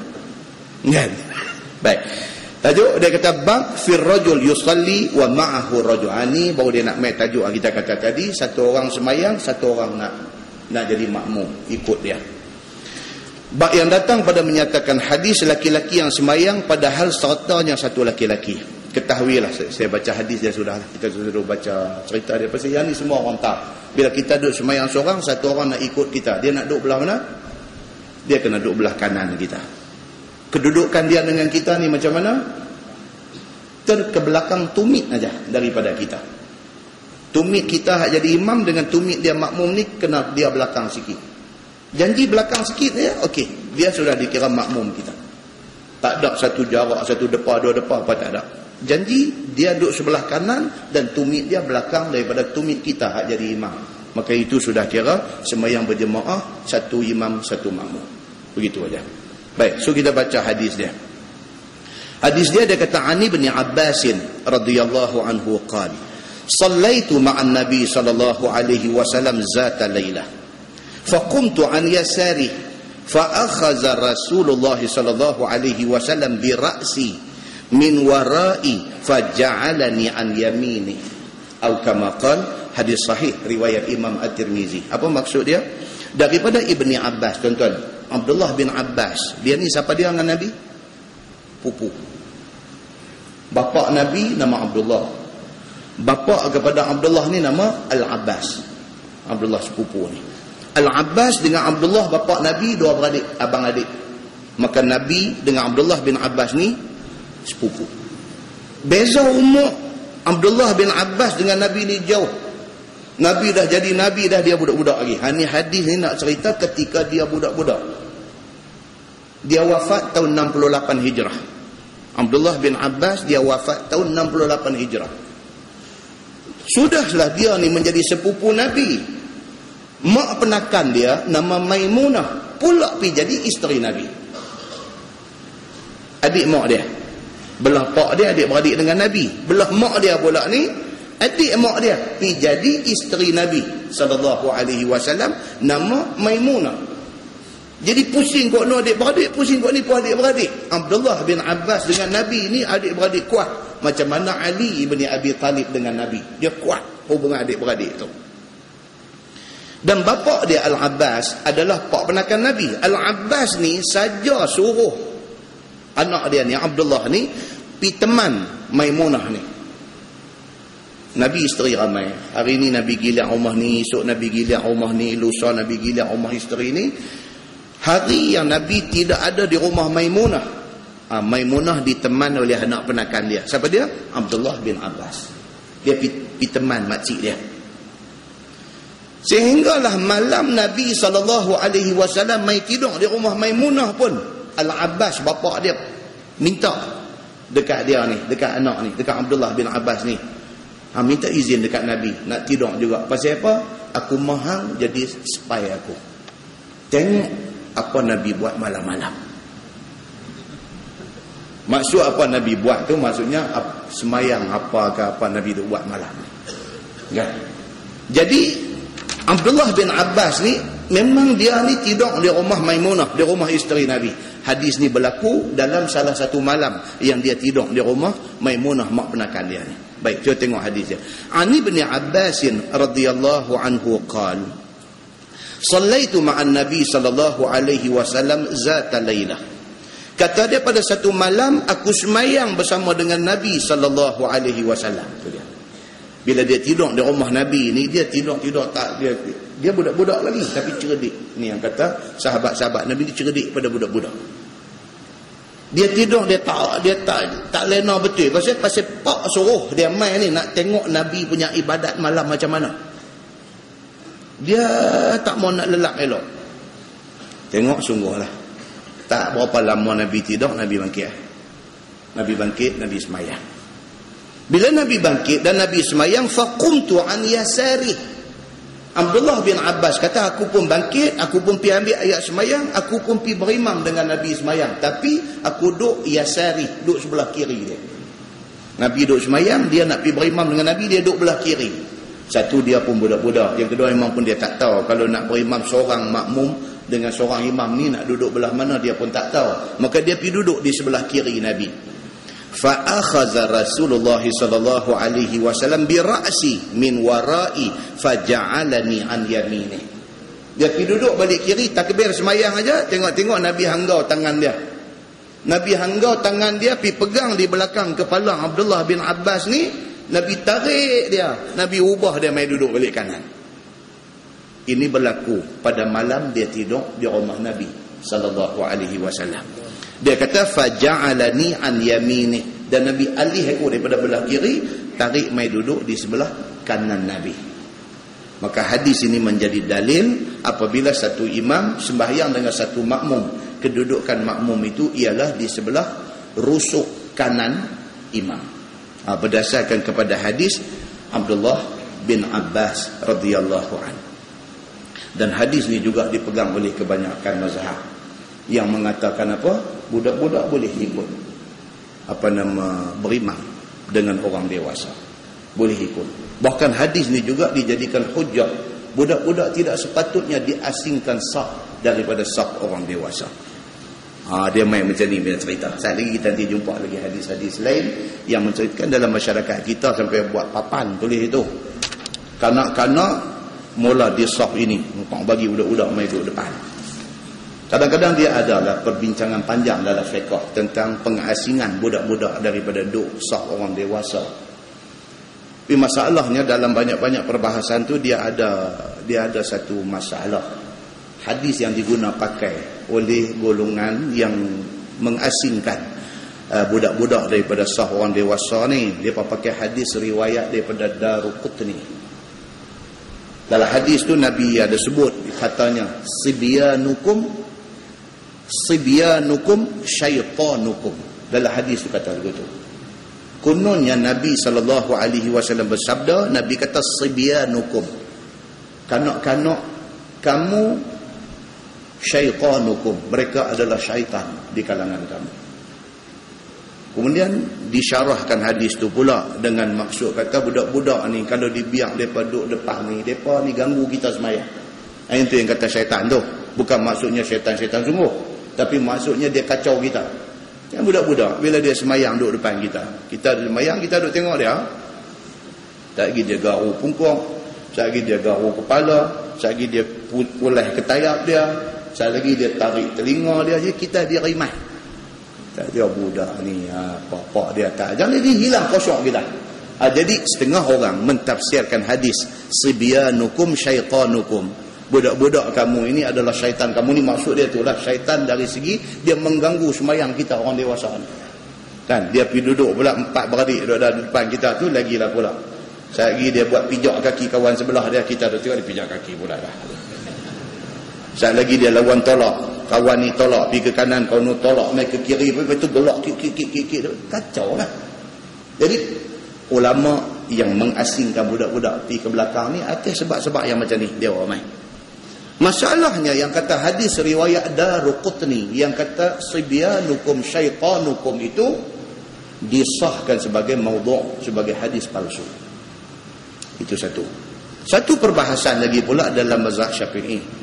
Dia bahas dari segi budak tu berkhatan ke tak lagi. Dia bahas dari segi tu pula. Jadi kalau budak-budak ni tak berkhatan lagi, dia kata tu dia ada carry najis. Dia ada carry najis. Dia ni dipanggil hamilun najasah, orang yang memikul najis. Jadi kalau dia ni hamilun najasah, saat lagi bila dia duduk sebelah kita semayang, masa tahiyat akhir dia macam duduk atas kaki kita, kita pula dia anggap memikul najis. Ada pergi perbahasan kot tu pula. Jadi dengan kerana tu nak mengelak daripada benda ni, dia tahu budak-budak bagi duduk asin di belakang. Itu juga ada perbahasan dalam fiqh dan sebagainya. Tapi pihak yang tak boleh terima alasan tu, dia jawab balik pula. Dia kata apa benda najis tu duk ada dalam. Kita pun memikul najis juga, dalam perut kita ada najis. Dia kata tak apa pula. Dia kata, cerita panjang. Jadi kita nak ambil lagu mana? Boleh tak boleh budak-budak mai duduk dalam saf sama dengan orang dewasa? Berdasarkan hadis boleh. Cuma masing-masing ibu bapa ajak anak-anak bagi cerdik hal agama ni. Ajak anak-anak bagi cerdik. Kalau semua kita ni pakai ajak anak-anak bagi cerdik, bagi reti hal agama ni, maka kuranglah gangguan yang terhasil daripada budak-budak ni waktu semayang. Kan, jadi kadang-kadang ada orang telefon mai kecil hati dengan masjid mana ke apa siapa, mai bulan puasa semayang tarawih, pihak masjid sampai buat pengumuman pakai pembesar suara. Ni kepada ibu-ibu, bapa-bapa yang bawa anak-anak kecil ni, kalau nak bawa mai anak tu buat begitu pula ada. Ada masjid yang cengih terlebih ni ada. Kalau nak bawa anak-anak mai masjid ni, jangan sampai mengganggu ibadat orang lain. Kalau tidak, tosah bawa mai. Doa abang begitu. Jadi ibu bapa ni nak biasakan anak-anak dengan masjid. Bila macam tu punya teguran keras, luka berdarah lah hati ibu bapa ni. Telefon mai, apa ustaz ni, bolehkah ni apa masjid buat ni, depa ni masjid ni yang buat pengumuman tu ustaz, awak dia tak tahu kan ni hadis Nabi apa dengan budak-budak macam mana dulu ni kat kita ni. Buta kita dah kena marah. Bila dia marah kat masjid tu, dia telefon dia marah kita. Kan? Dia kata dia tak jumpa ke hadis Nabi duk baca khutbah, cucu dia jatuh, dia turun daripada membar pergi angkat cucu dia. Macam mana Nabi pengasih, penyayang kepada cucu dia. Dia tak jumpa ke hadis Nabi sujud semayang, Hasan dengan Husin main naik atas belakang apa semua, sehingga Nabi melamakan sujud dia, sehingga sahabat ni duduk belakang ni duduk ingat, wahyu turun ke ni Nabi sujud lama sangat ni. Kemudian baru nampak cucu naik atas belakang. Dia tak jumpa ke hadis ni, yang pergi duduk jongkah marah ibu bapa apa. Masalah timbul macam-macam. Jadi dua-dua pihak kena ada understanding. Ibu bapa pun jaga anak-anak ni, jaga. Jangan sampai tak jaga, langsung orang duduk semayang, anak dia duduk lari di atas soh, pergi balik pun tak boleh lah. Itu mengganggu khusyuk orang. Jaga. Sekira-kira jangan memberi masalah kepada mana-mana pihak. Minimumkan masalah tu. Muslimin dan muslimat yang dirahmati Allah sekalian. So dalam hadis yang kita baca tadi, dia beritahu lagu tu, Nabi SAW pegang Abdullah bin Abbas ni alih daripada belah kiri mai duduk belah kanan, sedangkan Abdullah bin Abbas pada ketika itu sangat kanak-kanak lagi. Baik, kemudian tuan-tuan tengok muka sebelah tu, tengok masalah panggan yang ketiga kita baca. Masalah dia kata perbuatan yang sedikit di dalam sembahyang itu tiada membatalkan sembahyang. Itu perbahasan hukum. Ni Nabi hanggau tangan, tolak mai belah ni, tarik pula mai duduk balik kanan. Sikit ke banyak tu pergerakan tu? Nabi buat tak betul. Jadi pasal apa kita tengah sembahyang handphone bunyi, kita nak stop handphone nak batal pula? Kalau dibawa contoh dalam masyarakat hari ini, hak cantiknya apa dia? Daripada awal nak semayang tutup ringing tu, yang tu paling cantik. Paling cantik. Tapi dalam pada duk cantik tu ada kawal hak tak tutup ni ada. Dia mesti ada. Ya? Pasal apa? Pasal dia nak memeriahkan keadaan. Allah pun tak guna. Dia nak memeriahkan keadaan. Tengah duk mengaji ni bunyi. Lalu Uptown Girl pula. Allah, tengah duk mengaji. Uptown Girl bunyi. Dia pula bukan kata ni lah. Engkau jawab pula. Ni aku duduk dalam kuliah ni. Ustaz Samsuri. Abang Ustaz Samsuri pula duk abang. Allah kan. Janganlah sampai macam tu. Pada awal tutup. Kan? Kalau terlupa, ada satu kes lain. Terlupa. Bukan dia memang selalu tutup. Hari itu macam mana berasa macam tutup dah. Rupanya tak tutup. Tengah duduk semayang rakaat kedua, Uptown Girl. Tangan masuk dalam poket, kita tahulah handphone kita, butang apa duduk tang mana, handphone kita. Pergi tekan, pak bagi sengam. Pergerakan masuk tangan dalam poket, pergi tekan bagi sengam tu, batal ke semayang? Dah. Pasal apa? Pasal Nabi pegang Abdullah bin Abbas daripada belah kiri, paut mai balik ni, sambung balik kanan, mai duduk bagi balik kanan, Nabi terus semayang. Makna perbuatan itu, dia kata perbuatan yang sedikit di dalam sembahyang tiada membatalkan dia akan sembahyang, sebagaimana tersebut dalam hadis pada masalah tadi akan dalilnya.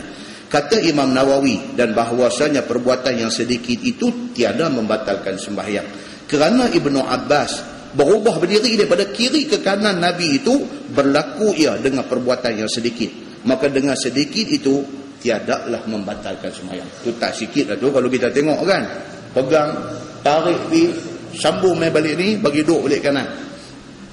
Dalam riwayat lain, kalau tuan-tuan baca di panggan nombor 1 atas tu, Dia lagi pula kata serta dipulasnya telingaku, tambah pula lagi. Ini perenggan hak kita tak baca. Tuan-tuan siapa ada kitab tengok muka surat 117 atas sekali. Serta dipulasnya telingaku supaya jangan lalai lain kali daripada adab menjadi makmum, iaitu berdiri di sebelah kanan imam. Dia kata bukan setakat pegang paut tarik bina, pulas pula sikit paut tarik bi. Pasal apa? Pasal Abdullah bin Abbas pada ketika itu masih budak-budak. Allah tua tak boleh pulas telinga. Kan budak-budak Nabi buat tu sesuai dengan budak-budak. Jadi perbuatan-perbuatan itu tidak membatalkan sembahyang Nabi sallallahu alaihi wasallam. Jadi maknanya apa? Dalam kes kita hari ini, kalau handphone bunyi, tutup. Suara tangan masuk, tutup. Habis, selesai masalah. Daripada kita membiarkan ringing tu mengganggu ibadat suatu masjid tu sembahyang. Begitu. Baik. Kemudian dia kata masalah makmumkan kanak-kanak, sahkah berjemaah itu? Kita jadi imam kepada budak-budak. Anak kita ni baru umur 4 tahun, 5 tahun, 6 tahun. Dia tak balik lagi, tetapi dia mumayyiz. Dia ada dua benda dalam agama ni. Satu balik, maksudnya cukup umur. Satu lagi tak balik, tapi mumayyiz. Mumayyiz ni maksudnya apa? Dia cerdik dah. Mumayyiz ni maksud boleh beza. Boleh beza. Boleh beza. Benda baik dengan benda tak baik, dia boleh beza. Kan kita tunjuk dekat dia rotan dengan kita tunjuk dekat dia coklat, dia tahu dia suka kat mana, dia tak mau yang mana. Dia mumayyiz. Dia mumayyiz. Baik, kita pergi jadi imam kepada anak kita yang kanak-kanak, yang belum balik tapi sudah mumayyiz. Sah tak sembahyang tu? Kata Imam Nawawi, pada hadis dan masalah itu menunjukkan sah makmum kanak-kanak. Boleh. Boleh. Anak kita kecil lagi, dia jadi makmum sembahyang kita. Kita orang dewasa jadi imam, dia jadi makmum, boleh, dia kata. Dan bahawasanya baginya tempat berdiri daripada imam itu seperti hukum orang yang baligh juga. Walaupun dia budak-budak, dia duduk di tempat orang baligh dewasa, di sebelah rusuk kanan kita kalau seorang. Maknanya apa? Kalau ramai, dia sama dengan orang dewasa. Dia tak duduk di saf asing, saf kanan-kanan. Ini yang ulama ambil faham daripada hadis ni. Iaitu jika seorang dia duduk di rusuk kanan imam dan sah berjemaah pada sembahyang yang bukan fardu. Dia kata itu satu pendapat. Baik, masalah bab fir rajul yusalli ma'ar rajulaini. Ni pula satu imam dua makmum. Bila dua makmum ni nak duduk tang mana? Nak duduk rusuk kanan juga ke ataupun nak duduk belakang dua-dua orang? Setakat yang kita tahu duduk tang mana? Duduk di belakang dua-dua orang. Duduk di belakang dua-dua orang. Baik, cuba kita tengok hadis dia. Dia kata an Samurah bin Jundub radhiyallahu anhu qala amarna Rasulullah sallallahu alaihi wasallam iza kunna thalathah an yataqaddama minna ahaduna. Maksudnya diriwayatkan daripada Samurah bin Jundub, kata dia telah menyuruh akan kami oleh Nabi sallallahu alaihi wasallam, apabila ada kami 3 orang sembahyang berjemaah, maka mara ke depan seorang untuk jadi imam dan berdua berdiri membetuli belakangnya. Macam kita tahu lah, betul lah. Imam duduk depan, 2 orang duduk di belakang. Baik, kalau sekiranya sembahyang 3 orang, kita jadi imam, 2 orang duduk rusuk balik kanan macam sembahyang seorang. Sah sembahyang tu? Sah. Tapi Imam Syafi'i kata makruh. Makruh. Pasal apa? Pasal ikut hadis betul kena duduk di belakang. Bila kita duduk di rusuk, dia jadi macam makmum seorang. Sedangkan makmum 2 orang. Kan macam kita travelling. Nak pergi Kuala Lumpur, nak pergi mana, kita singgah RNR, kita nak semayang jamaah kasar. Kalau kita 3, kita dengan anak 2 orang, kita nak duduk depan 2 orang semayang belakang, serabut tuan-tuan. Bila singgah di surah RNR ni, dia jadi serabut. Ada 8 imam duduk semayang, 8, bukan 2, 8.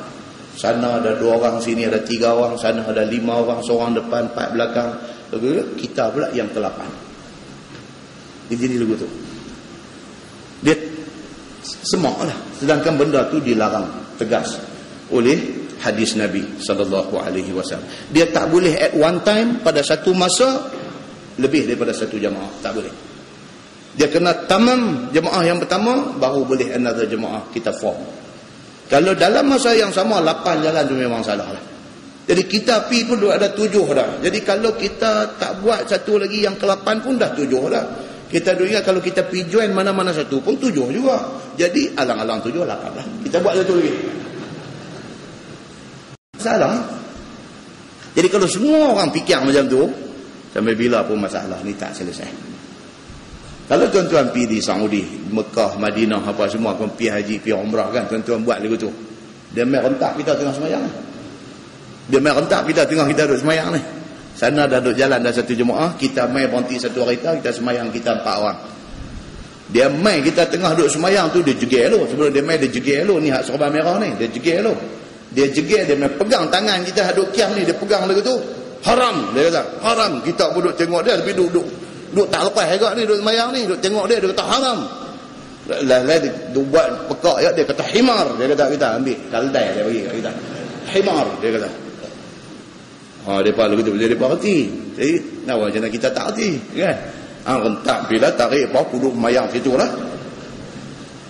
Tak reti ni seronok, kan? Kata biar apa dah lah kita tak reti semacam dia kata kok Arab pula kita lagi tak reti. Punya pasal aku perhabis aku juga. Himar dia kata kat aku ni tak apa. Main hari aku hantar. Dia tunggu dia main sini dia tak main lah. Kan? Apalah kita ni. Kan ada jadi macam tu. Baik. Kemudian dia main pula tajuk fir rajul yusalli wa ma'ahu rijal wan nisa. Ini pula dia kata satu orang imam bersama dengan dia laki-laki ramai dan ada perempuan pula ramai. Ni pula macam mana nak jadi? Macam kita duduk sembahyang hari ni lah. Jadi nak baca pun kita baca hadis dia saja. Macam hari ni. Kedudukan dia macam mana? Imam di depan, saf pertama, saf kedua, saf ketiga, makmum laki-laki. Dan tidak diasingkan dewasa dan kanak-kanak. Kalau baca dalam hadis ni. Makmum laki-laki aja dia kira. Kalau ada lagi satu jenis luar biasa, dia panggil khunsa. Kalau ada khunsa, habis laki-laki, khunsa. Lepas khunsa, perempuan. Lagu tu dia punya susunan dia macam tu. Cuba kita tengok hadis dia. Dia kata an Anas ibn Malik radhiyallahu anhu anna jaddatahu Mulaikah da'at Rasulullah sallallahu alaihi wasallam li ta'amin sana'athu fa akala minhu thumma qala an-nabi sallallahu alaihi wasallam qumu falnusalli bikum qala Anas faqumtu ila hasirin lana قد اسود من طول ما لبس فنضحته بماء فقام عليه رسول الله صلى الله عليه وسلم وصففت عليه أنا واليتيم ووراءه العجوز من ورائنا فصلى بنا ركعتين ثم انصرف. Itu hadis dia. Maksudnya daripada Anas bin Malik radhiyallahu anhu. Dia kata sesungguhnya jaddahnya ataupun nenek perempuannya. Sesungguhnya nenek perempuannya yang bernama Mulaikah, nenek kepada Anas bin Malik, ataupun kita kata tok lah, tok perempuan. Da'at Rasulullah sallallahu alaihi wasallam li ta'amin sana'athu. Tok dia buat makan di rumah, jemput Nabi main makan. Kita selalu cerita banyak kali dah. Kalau kita pergi Masjid Nabawi hari ni, Masjid Nabawi hari ni betul dengan depan mihrab tu, di situlah rumah Anas bin Malik. Dia ada cerita panjang di situ. Ada cerita panjang. Nabi ni tak tahu apa cerita. Nabi ni cukup close dengan keluarga dia ni. Mak Anas bin Malik ni nama Ummu Sulaim. Menikah dengan suami baru dia nama Abu Talhah, satu orang miskin. Bukan Abu Talhah kaya. Dia ada satu Abu Talhah kaya. Yang ni Abu Talhah miskin. Tak ada apa. Nikah. Mak Anas ni Ummu Sulaim menikah dengan Abu Talhah.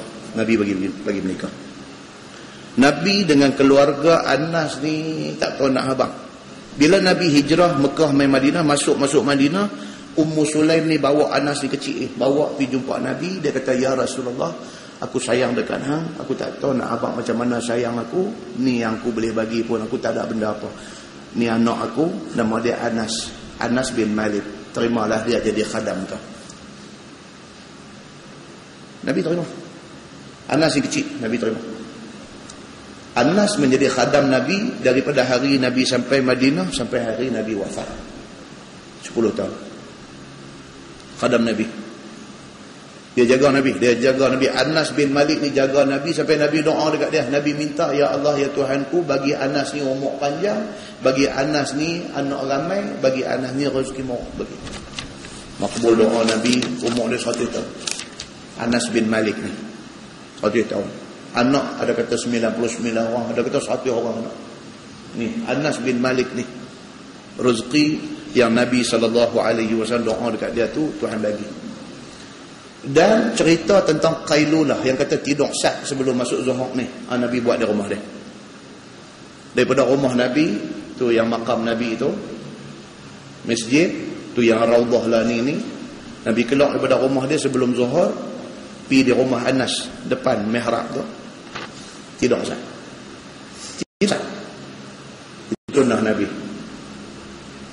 Okey, masuk Zuhur, Nabi main masjid sembahyang. Ini cerita Nabi SAW dengan Anas bin Malik dan keluarga dia. Ni malam ni pula kita nak baca hadis daripada Anas bin Malik. Dia kata, anna jaddata, tu dia yang bernama Mulaikah, da'at Rasulullah SAW li ta'amin sana'athu. Tu dia buat satu makanan apa ke, jemput Nabi main makan. Kesukaan Nabi ni apa dia? Nabi yang paling suka Nabi makan ni apa dia? Dubba, dia kata. Sayur labu. Oh, itu kegemaran Nabi. Kalau buat sayur labu, Nabi ni dia makan, dia sampai palik dengan jari. Kesedapannya hingga menjilat jari. Nabi syok dengan dubak ni. Dubak ni maksudnya labu. Kalau dubun lain pula, dubun maksudnya beruang. Sebut lagi okey. Nabi sebut, kata Nabi dia suka dubun, jahanam. Nabi dia suka dubak, dia suka labu. Okey. Tuk kepada Anas bin Malik buat makan, jemput Nabi main makan. Fa'akala minhu. Dia kata Nabi ni dia satu manusia yang dia jaranglah tolak jemputan orang. Dia boleh tunai, dia tunai. Dia pergi fa'akala minhu, dan dia makan. Makanan yang dihidangkan tu dia makan. Summa qala, kemudian Nabi SAW lepas makan dia kata, Nabi kata, qumu falnusalli bikum. Nabi kata, mai kita pakat bangkit, kita semayang di rumah ni. Nabi kata begitu. Qumu, bangkit. Nabi kata, falnusalli bikum. Mai kita pakat semayang di rumah ni. Maka Nabi SAW semayang sunat di rumah tu, dan Nabi doa kepada ahli rumah tu. Di antara doa Nabi, apa dia? Nabi minta supaya Anas bin Malik ni dijadikan manusia yang panjang umur, anak ramai apa. Ni dalam hadis ni. Dia kata, qala Anas, kata Anas bin Malik, faqumtu ila hasirin lana qad iswadda min tuli ma lubisa. Bila dah Nabi kata bangkit, mai kita semayang di rumah ni. Ada masjid ada tepi tu je. Nabi kata tak, kita semayang sunat dalam rumah ni. Nabi nak bagi berkat dia di dalam rumah tu. Ini yang ke dalam perbahasan ilmu, dia kata tabarruk. Tabarruk maksudnya mengambil berkat. Mengambil berkat ni hanya pada Nabi SAW. Air minum Nabi ke apa juga yang berkaitan dengan Nabi, sepakat semua ulama, semua mazhab kata ada keberkatan. Walau satu juzuk benda daripada badan Nabi. Ni cerita hak Nabi tidur di rumah Anas bin Malik ni, tidur pula Qailulah sebelum Zuhur, panas. Peluh Nabi tu wangi. Mak Anas bin Malik ni siap kain khas, pilak tempat tidur Nabi tu, bekas-bekas peluh Nabi tu dia lap, dia simpan kain tu sampai Nabi wafat, dia duk simpan kain tu. Wangi kain tu tak hilang. Itu dia kata berkat Nabi SAW. Itu sebab dalam bab tawassul tidak salah kalau kita bertawassul dengan Nabi SAW. Semua ulama kata boleh. Kita minta doa, ya Allah ya Tuhanku, mintalah apa ni keluarga aku yang tak apa sihat ni, minta dikembalikan kesihatan dia dengan berkat kemuliaan Nabi Muhammad SAW. Itu tawassul. Tawassul dengan Nabi SAW boleh. Semua ulama kata boleh. Tawassul dengan kebesaran Allah, semua ulama kata boleh. Ya Allah ya Tuhanku, dengan berkat kemuliaan-Mu ya Allah, terimalah permintaan aku ni. Semua ulama kata boleh. Bertawassul dengan amal baik. Kan kisah 3 budak muda berjalan-jalan, Masuk dalam satu gua, atau batu apa kata orang main tutup pintu gua. Duk nak tolak tak boleh, nak tolak tak boleh, dalam hadis Bukhari. Masing-masing sebut balik apa satu amal baik yang dia buat. Dia sebut, ya Allah, ya Tuhan ku, ada satu mak aku ada satu ayah yang sudah tua. Aku tidak pernah makan apa pun melainkan makanan tu dijamah oleh orang tua ni dulu. Satu hari aku balik-balik kerja, orang tua ni tidur. Anak aku kecil duk minta nak minum susu aku balik ni, aku tak bagi ke anak aku ni walau dia teriak. Pasal apa? Pasal depa ni semua boleh minum setelah mak dengan ayah aku minum. Ya Allah, ya Tuhanku, dia ni kata, kalaulah aku buat ni ikhlas kerana-Mu, ya Allah, tolonglah lepas kami daripada terperangkap dalam gua ni. Habis sebut tu, pintu gua gerak sikit, nampak lubang cahaya. Hadis Bukhari. Maka ulama sepakat mengatakan bertawasul dengan amal baik yang kita buat boleh. Adapun lain daripada itu, bertawasul dengan Panglima Hitam, bertawasul dengan Abdul Qadir Jailani, bertawasul dengan itu dibahas panjang oleh ulama. Dibahas panjang. Hak kata boleh, hak kata tak boleh, dia cerita panjang. Jadi dengan Nabi SAW ni memang sepakat ulama kata boleh. Nabi SAW bila dia pergi di rumah Anas bin Malik, sebab tok dia panggil makan ni, lepas Nabi makan, Nabi kata qumu fal nusalli bikum, mai bangkit mai kita pakai semayang sikit di rumah ni. Nabi nak bagi berkat dia di rumah tu. Qala Anas kata faqumtu ila hasirin lana qad iswadda min tuli ma lubisa. Dia pun Anas ni pun bila Nabi kata nak semayang di rumah dia, kalau dia ni nak pergi siap tempat Nabi nak semayang, nak pergi siap tempat Nabi nak semayang, tengok mai nampak satu hasir. Hasir ni apa tuan-tuan? Tikar daun tamar. Dia panggil hasir, tikar yang dijalin dengan daun tamar. Itu aja ada. Yang kata rumah sahabat dia bukan macam rumah kita lah. Rumah kita lah hak kapek Pakistan ada, hak kapek macam-macam. Rumah sahabat ni tak ada apa, ada hasir, satu tikar daun kurma. Kemudian pula tikar tu qadis wadda min tuli ma lubisa. Dah hitam dah, pasal apa? Lama sangat dah lusuh dah diguna tikar tu sekian lama. Barang yang ada dalam rumah dia, tikar nak bagi Nabi berdiri semayang tu, tikar daun tamar tu pun dia kata qad iswadda, dah jadi hitam dah. Hitam pasal apa? Min tuli ma lubisa, pasal lamanya masa digunakan tikar tu, dah nampak lusuh. Fanadahtuhu bima'in, maka dia pun pergi ambil air, dia pocik di atas tikar daun tamar tu. Di sini ada perbincangan ulama lah tentang pasal apa yang Anas pergi ambil air pocik atas tikar tu. Pendapat yang kuat di kalangan ulama, dia kata apa? Dia kata kerana tikar daun tamar ni biasanya keras. Tikar daun tamar keras. Jadi bila ambil air pocik-pocik tu dia lembut sikit. Pasal sekali nak semayang, nak sujud, nak letak dahi tu, nak bagi lembut sikit. Pasal Nabi nak semayang, nak letak dahi Nabi yang mulia ni. Maka Anas ni hormat Nabi ni. Pergi ambil air mai, fanadahtuhu bima'in, ambil air pocik. Faqama alaihi Rasulullah sallallahu alaihi wasallam. Siap dia pocik air, tikar tu pun jadi lembut. Nabi pun pergi berdiri di atas tikar tu nak semayang. Itu hadisnya kata begitu. Wasafaftu alaihi ana wal yatim wara'ahu wal ajuz min wara'ina. Maka bila Nabi berdiri nak semayang, Anas bin Malik dia kata aku pun buat saf di belakang Nabi sallallahu alaihi wasallam. Aku duduk belakang Nabi wal yatim, dia kata, dan seorang anak yatim. Anak yatim ni siapa dia? Anak yatim ni dalam, tuan-tuan tengok muka surat 120 perangai yang pertama tu. Dia kata maka aku buat satu saf yang terdiri daripada aku, yakni Anas, dan anak yatim yang nama dia Dhamirah bin Sa'ad Al-Humairi di belakang Nabi sallallahu alaihi wasallam. Nabi jadi imam, Anas kata aku di belakang, dan di sebelah satu anak yatim budak-budak. Nama budak ni apa? Dhamirah, laki-laki. Dhamirah bin Sa'ad. Dia duduk sama dengan aku. Lagi sekali hadis ni menunjuk kata budak-budak duduk satu saf. Jadi banyak hadis yang menceritakan budak-budak duduk sama saf ni. Dia ada di situ. Dan dia kata di belakang lagi satu orang tua perempuan iaitu ibu aku. Anas kata mak aku duduk di belakang tu. Dia kata nama panggilan orang kepada ibu aku ialah Ummu Sulaim. Kita sebut tadi, dia sebut di sini, berdiri di belakang kami seorang diri sebagai makmum perempuan. Itu susunan saf bila semayang ramai, imam belakang imam saf laki-laki, belakang laki-laki orang perempuan. Ini juga menjadi satu hadis yang dipegang oleh sebahagian orang.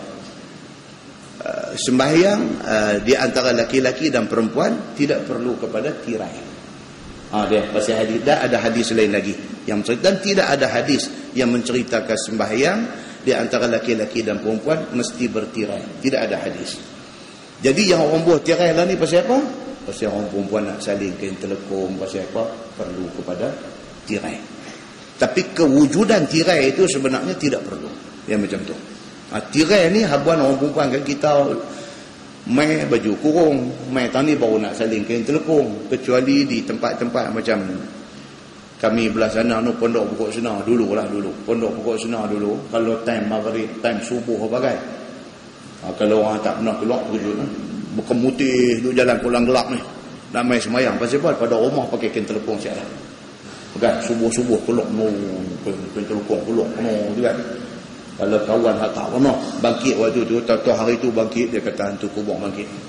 Kan ada. Maksud orang keluar dengan kain telekung macam mana kita hari ni pi haji, pi umrah, keluar nak pi Masjidil Haram, Masjid Nabawi itu keluar terus dengan telekung.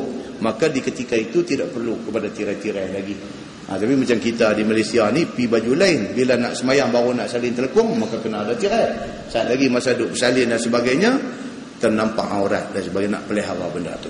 Baik, so dia cerita di sini di antara saf Nabi dan juga laki-laki, Anas dan juga anak yatim dan juga mak dia Ummu Sulaim di belakang tu.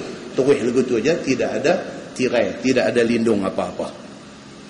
Kemudian dia kata habis selesai tu, dia kata fasalla bina raka'ataini. Nabi sembahyang sunat 2 rakaat di rumah tu, summan sarafa, habis selesai Nabi pun balik ke rumah dia. Itu hadisnya nak cerita tentang susunan sembahyang saf apabila ada laki-laki dan ada perempuan di dalam sembahyang berjemaah itu. Baik, tuan-tuan tengok sebelah tu, dia ada cerita benda yang sama, perdirian imam dan makmum pada sembahyang berjemaah, dia ulang balik. Di bawah tu makmum satu berdiri di kiri imam, apa hukumnya?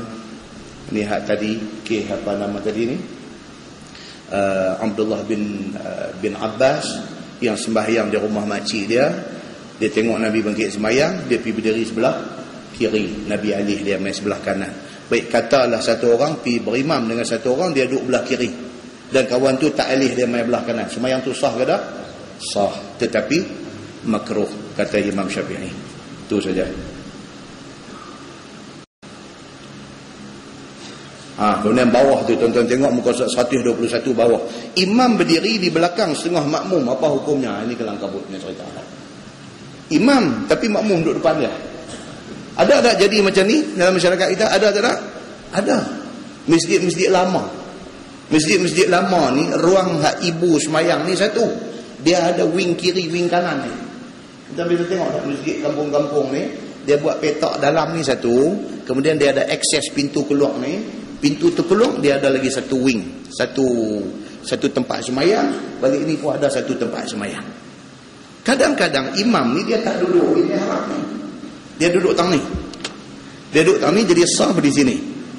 Puak hak semayang balik sana, no hak balik sana dinding, no hak ruang semayang balik sana dinding, no dia pergi duduk sah depan sekali. Dia potong tu imam. Tu imam duduk belakang pada dia, biar duduk depan pada imam. Baik, dalam kes macam ni apa jadi kepada sembahyang tu? Tak sah. Kawah sembahyang bukan tak sah, sembahyang dia tak dapat pahala berimam. Dia dapat pahala sembahyang seorang. Pasal apa? Pasal dia duduk depan pada imam. Baik, adapun di Masjidil Haram dia kira bucu. Kan bila tu imam sembahyang, waktu sembahyang waktu teduh, subuh, maghrib, isyak, tu imam akan duduk di dataran depan dengan Kaabah. Dia duduk tang tu. Kalau dia duduk di arah pintu Kaabah, bucu Hajarul Aswad dengan bucu sebelum Hijr Ismail ni, Iraqi ni, kawasan tu mesti duduk belakang pada imam. Geng hak duduk selepas daripada bucu tu dengan bucu balik sana, kalau mereka ke depan tak apa, tak dianggap mereka potong tu imam. Tapi antara dua bucu hak tu imam duduk tu kena duduk belakang daripada imam. Itu sebab bila time semayang di masjid kan, polis dia dijaga dia tu. Bucu tu dia dijaga, bucu ni dia dijaga. Jangan ada siapa pergi potong tu imam duduk di depan daripada tu imam. Dia jadi kih macam ni. Imam berdiri di belakang, setengah daripada makmum. Apa hukumnya? Tuan buka sebelah. Ni pula pun kita baca pergi. Masalah dia kata makmum laki-laki di belakang makmum perempuan pula. Apa hukumnya? Ni macam masjid ni. Orang perempuan duduk ujung tu. Makmum laki-laki sekali pergi semayang belakang pada mereka pula. Balik sana. Mereka duduk dalam petak. Mereka duduk khas perempuan ni. Belakang balik sana dinding tu laki-laki pergi duduk. Boleh tak boleh? Cuba kita baca. Kata Imam Syafi'i, dan jikalau bahawasanya seorang laki-laki jadi imam kepada beberapa laki-laki dan beberapa perempuan, kemudian berdiri makmum yang perempuan di belakang imam dan di belakang makmum laki-laki yang di belakang makmum perempuan itu, ataupun berdiri makmum perempuan di belakang bertentangan imam dan laki-laki berdiri di rusuk perempuan, nescaya aku makruhkan yang demikian itu bagi laki-laki dan perempuan dan juga imam. Semua makruh. Kan dalam kisah macam ni. Ni kita duduk semayang macam ni, tentu perempuan duduk di penjuru belakang tu, laki-laki saat lagi ramai, dia overflow sampai keluar sana, jadi dia pergi semayang balik lentang belakang makmum perempuan duduk semayang. Sah tak semayang berjemaah? Semayang berjemaah sah, tetapi dia kata makruh. Tak elok. Kalau boleh dia kata perempuan belakang lagi, tapi susahlah bila keadaan macam ni kan, macam Masjidil Haram apa semua pun sobalah akan berlaku keadaan ni. Orang lelaki akan ada di belakang sesengah makmum perempuan. Tapi kalau perempuan ni ada setengah orang pergi Mekah ni, pergi haji, pergi umrah ni, dia belangkah, dia merpati dua sejoli, dia tak mau berpisah laki bini. Daripada turun hotel nak pergi masjid semayang tu, kira ada pesanan, ikut aku, jangan nak pergi mana. Ni raja cemburu ni, tak mau bagi bini pergi jauh, takut tu arah mengorat bini dia. Jadi pergi semayang ni bini duduk sebelah ni, semayang duduk dalam satu saf, laki-laki dengan perempuan duduk sebelah. Jumpa sahabat merah ni kena kan, dia main dah haram, dia kata haram, himar lagi sekali kena kan. Pasal apa? Tak boleh lagu tu. Kena pergi duduk dalam kelompok dia, perempuan pergi duduk dalam kelompok dia, laki-laki duduk dalam kelompok laki-laki. Jangan pergi sampai dia tak boleh nak berpisah lagu tu, tak. Baik, kemudian wallahu ala habis tu. Kita tengok pula lepas ni man ahaqqu bil imamah. Dia tajuk yang berkaitan dengan fiqh ni, dan dia ceraian dia banyak macam tu. Lepas ni insya-Allah kita sambung man ahaqqu bil imamah. Siapa yang lebih berhak jadi imam? Daripada kalangan hak ada ramai-ramai, siapakah yang lebih utama menjadi imam? Adakah orang yang suara sedap? Ataupun adakah orang yang faham hukum hakam fiqh tapi suara kurang sedap? Ataupun adakah orang tua, walaupun dia suara tak sedap, walaupun dia tak apa nak pandai fiqh, tapi dia orang tua, maka ditolak dia, didahulukan dia menjadi imam? Ataupun apa kriteria yang diberi keutamaan untuk nak menjadi imam? Apa kriteria dia? Yang tu kita akan tengok insya-Allah dalam kuliah yang akan datang. Kita tengok di kalangan sahabat Nabi sendiri, ada sahabat yang suara sedap kan, macam Abu Musa al-Ash'ari suara sedap, apa nama, Ka'ab bin Malik suara sedap, Tamim ad-Dari. Ni semua ada cerita dalam hadis tentang sedapnya suara mereka ni. Bila main Nabi sakit, Nabi tidak sebut sahabat-sahabat yang suara sedap ni suruh jadi imam, tapi Nabi sebut siapa? Sebut Abu Bakar As-Siddiq. Tidak bermakna Abu Bakar suara tak sedap. Dengan kita bukan bandingan lah, kita karut lah. Tapi yang lebih sedap daripada Sayyidina Abu Bakar tu, lebih sedap daripada Sayyidina Abu Bakar As-Siddiq tu ada. Bila Umar Al-Khattab naik jadi khalifah kan, Umar pergi di masjid, Umar tengok orang semayang qiyam Ramadan ni, semayang tarawih dalam bulan Ramadan ni merata. Tahun ni ada 5 orang, tahun ni ada 10 orang, tahun ni ramai duduk semayang ni. Umar naik semak perut. Pasal dia tak suka macam tu. Dia kata dekat orang yang duduk ada kiri kanan dia, dia kata alangkah baiknya kalau kita boleh jadikan semua ni kepada satu imam. Maka Umar pilih siapa dia? Dia pilih Ka'ab bin Malik untuk jadi imam sembahyang semua orang sekali. Pasal apa? Pasal Ka'ab bin Malik soros dah. Pula macam tu pula. Kan? Dalam kisah Nabi ambil Abu Bakar As-Siddiq, walaupun ada lagi yang seorang lebih sebab sedap daripada Abu Bakar As-Siddiq. Baik, dalam tajuk ni dia akan main perbincangan esok. Mana lebih utama? Adakah yang seorang sedap itu lebih utama, ataupun yang lebih faqih tentang hal fiqh itu lebih utama, ataupun macam mana? Ada satu tolak ansur di antaranya dan sebagainya, macam mana? InsyaAllah tajuk yang akan datang dia akan bincang benda tu secara detail. Kemudian dia mai iza jaa ma ahadukumun nas fal yukhaffif. Apabila kita ni naik jadi imam kepada orang ramai, maka hendaklah dia ringankan sembahyang itu. Jadi kita naik jadi imam, orang duk ikut kita belakang ramai, surah hak kita ambil ni surah yang pendek-pendek. Kan? Jangan masa itulah kita nak buat keluar Ar-Rahman apa, jangan. Pasal apa? Pasal duduk dari belakang ni macam-macam cerita. Hak sakit, hak demam, hak nak lari pergi ambil anak tuition, hak nak apa nama, macam-macam. Maka orang yang nak jadi imam untuk sembahyang fardu, maka hendaklah fal yukhaffif. Nabi kata diringankan sembahyang itu, meraihkan makmum yang bermacam-macam yang ada di belakang. Kemudian dia kata fi tahrimi salah wa tahliliha. Sembahyang ini dia mengharamkan dan menghalalkan. Maksudnya apa? Takbiratul ihram mengharamkan benda yang sebelum tu halal.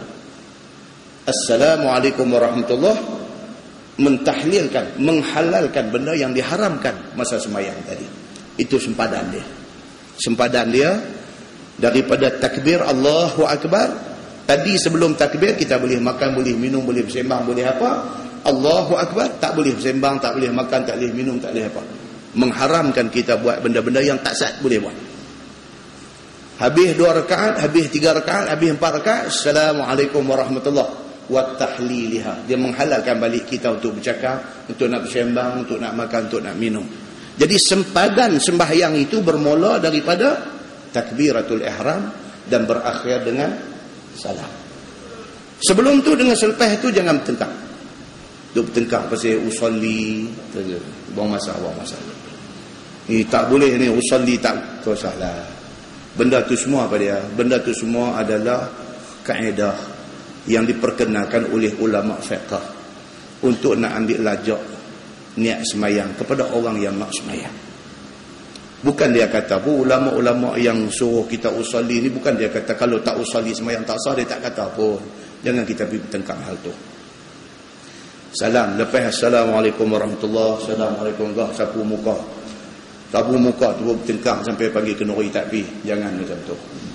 Sapu muka tu berlaku selepas Assalamualaikum warahmatullahi. Lepas kita keluar daripada semayang, dia nak sapu muka ke, dia nak sapu siku ke, dia nak sapu lutut, biar dia sapu pergi. Kita tak mau sapu, cantik. Dia nak sapu, jangan tak pergi kenuri dia. Macam tu. Tuan cari jalan supaya jangan ada pertembungan dalam hal-hal macam ni. Kemudian dia mai lagi tajuk yang cukup menarik. Dia kata fi nashril asabi' 'inda takbir. Waktu takbir dia kata nashril asabi', renggangkan jari. Takbir, masa takbir sembahyang Allahu Akbar, jari tak mau rapat. Renggangkan jari. Ini dia nak mai perincian tentang sembahyang. Lepas tu dia mai pula satu fi fadli at-takbiril ula. Kelebihan kalau kita dapat takbir ratu ihram bersama dengan imam yang mula tu. Jangan kita ni sedia-sedia duk jadi makmum yang masbuk. Cuba bagi dapat takbiratul ihram bersama dengan imam. Yang tu yang baik. Kemudian dia mai satu tajuk kontroversial fi tarkil jahri Bismillahirrahmanirrahim. Cerita tentang bila baca Fatihah imam, jadi imam semayang, bila mai semayang subuh, semayang maghrib, semayang isya, bismillah berah ke pelan untuk Fatihah. Dia mai satu tajuk perbincangan. Kita baca esok baru kita faham. Baru kita faham cerita dia. Imam Syafi'i kata sunat berah, apa alasan dia? Imam Ahmad bin Hanbal kata baca sir, baca pelan. Apa alasan dia? Dan di situ kita boleh jumpa hadis yang dipegang oleh dua-dua imam mazhab ni. Hadis apa dan hadis mana kuat. Lepas tu kita nak buat lagu mana terpulang dekat kita. Tapi ilmu tu kita nak. Supaya kita reti. Bila orang cakap tentang satu benda, kita reti.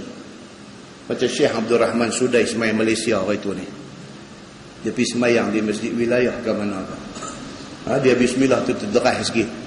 Dia cerita kan tu. Dia ni macam mana ni di Mekah kan. Dia duduk semayang bismillah tak dengar. Allahu Akbar. Alhamdulillahi Rabbil Alamin. Bunyi lagu tu tak bunyi bismillah deras pun. Main masjid wilayah dengar deras pula dah bismillah tak. Pula. Lepas tu seorang sahabat dia pula kata, dah saya ada masa tu. Saya dengar dia tak baca deras. Duduk tengkar tu pula dah. Deras dengan pelan tu. Sudahlah. Kan esok kita baca, mudah-mudahan kita faham penjelasan ilmunya macam mana. Itu seronok tuan-tuan. Bila mengaji ni seronok dia apa dia? Kita faham. Yang tu yang penting. Dan bila faham, kita selamat daripada bertengkar yang buang masa. Kita tangguh dengan tasbih kafarah dan suratul Asr. Subhanakallahumma wa bihamdika, asyhadu an la ilaha illa anta, Bismillahirrahmanirrahim. Innal insana illa allazina amanu wa tawassaw bil haqqi wa tawassaw bis sabr. اللهم صل على محمد في الأولين والآخرين وسلم رضي الله تبارك وتعالى عن سادتنا أصحاب سيدنا رسول الله أجمعين. بسم الله الرحمن الرحيم. الحمد لله رب العالمين حمدا يوافي نعمه ويكافئ مزيده. يا ربنا لك الحمد كما ينبغي لجلال وجهك الكريم وعظيم سلطانك. رضينا بالله ربا وبالإسلام دينا وبمحمد نبيا ورسولا. اللهم افتح علينا فتوح العارفين وارزقنا فهم النبيين بجاه خاتم المرسلين. اللهم فقهنا في الدين وعلمنا التأويل واهدنا صراطك المستقيم.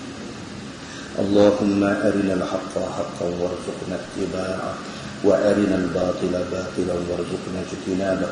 اللهم اجعل جمعنا جمعا مرحوما وتفرقنا من بعده تفرقا معصوما.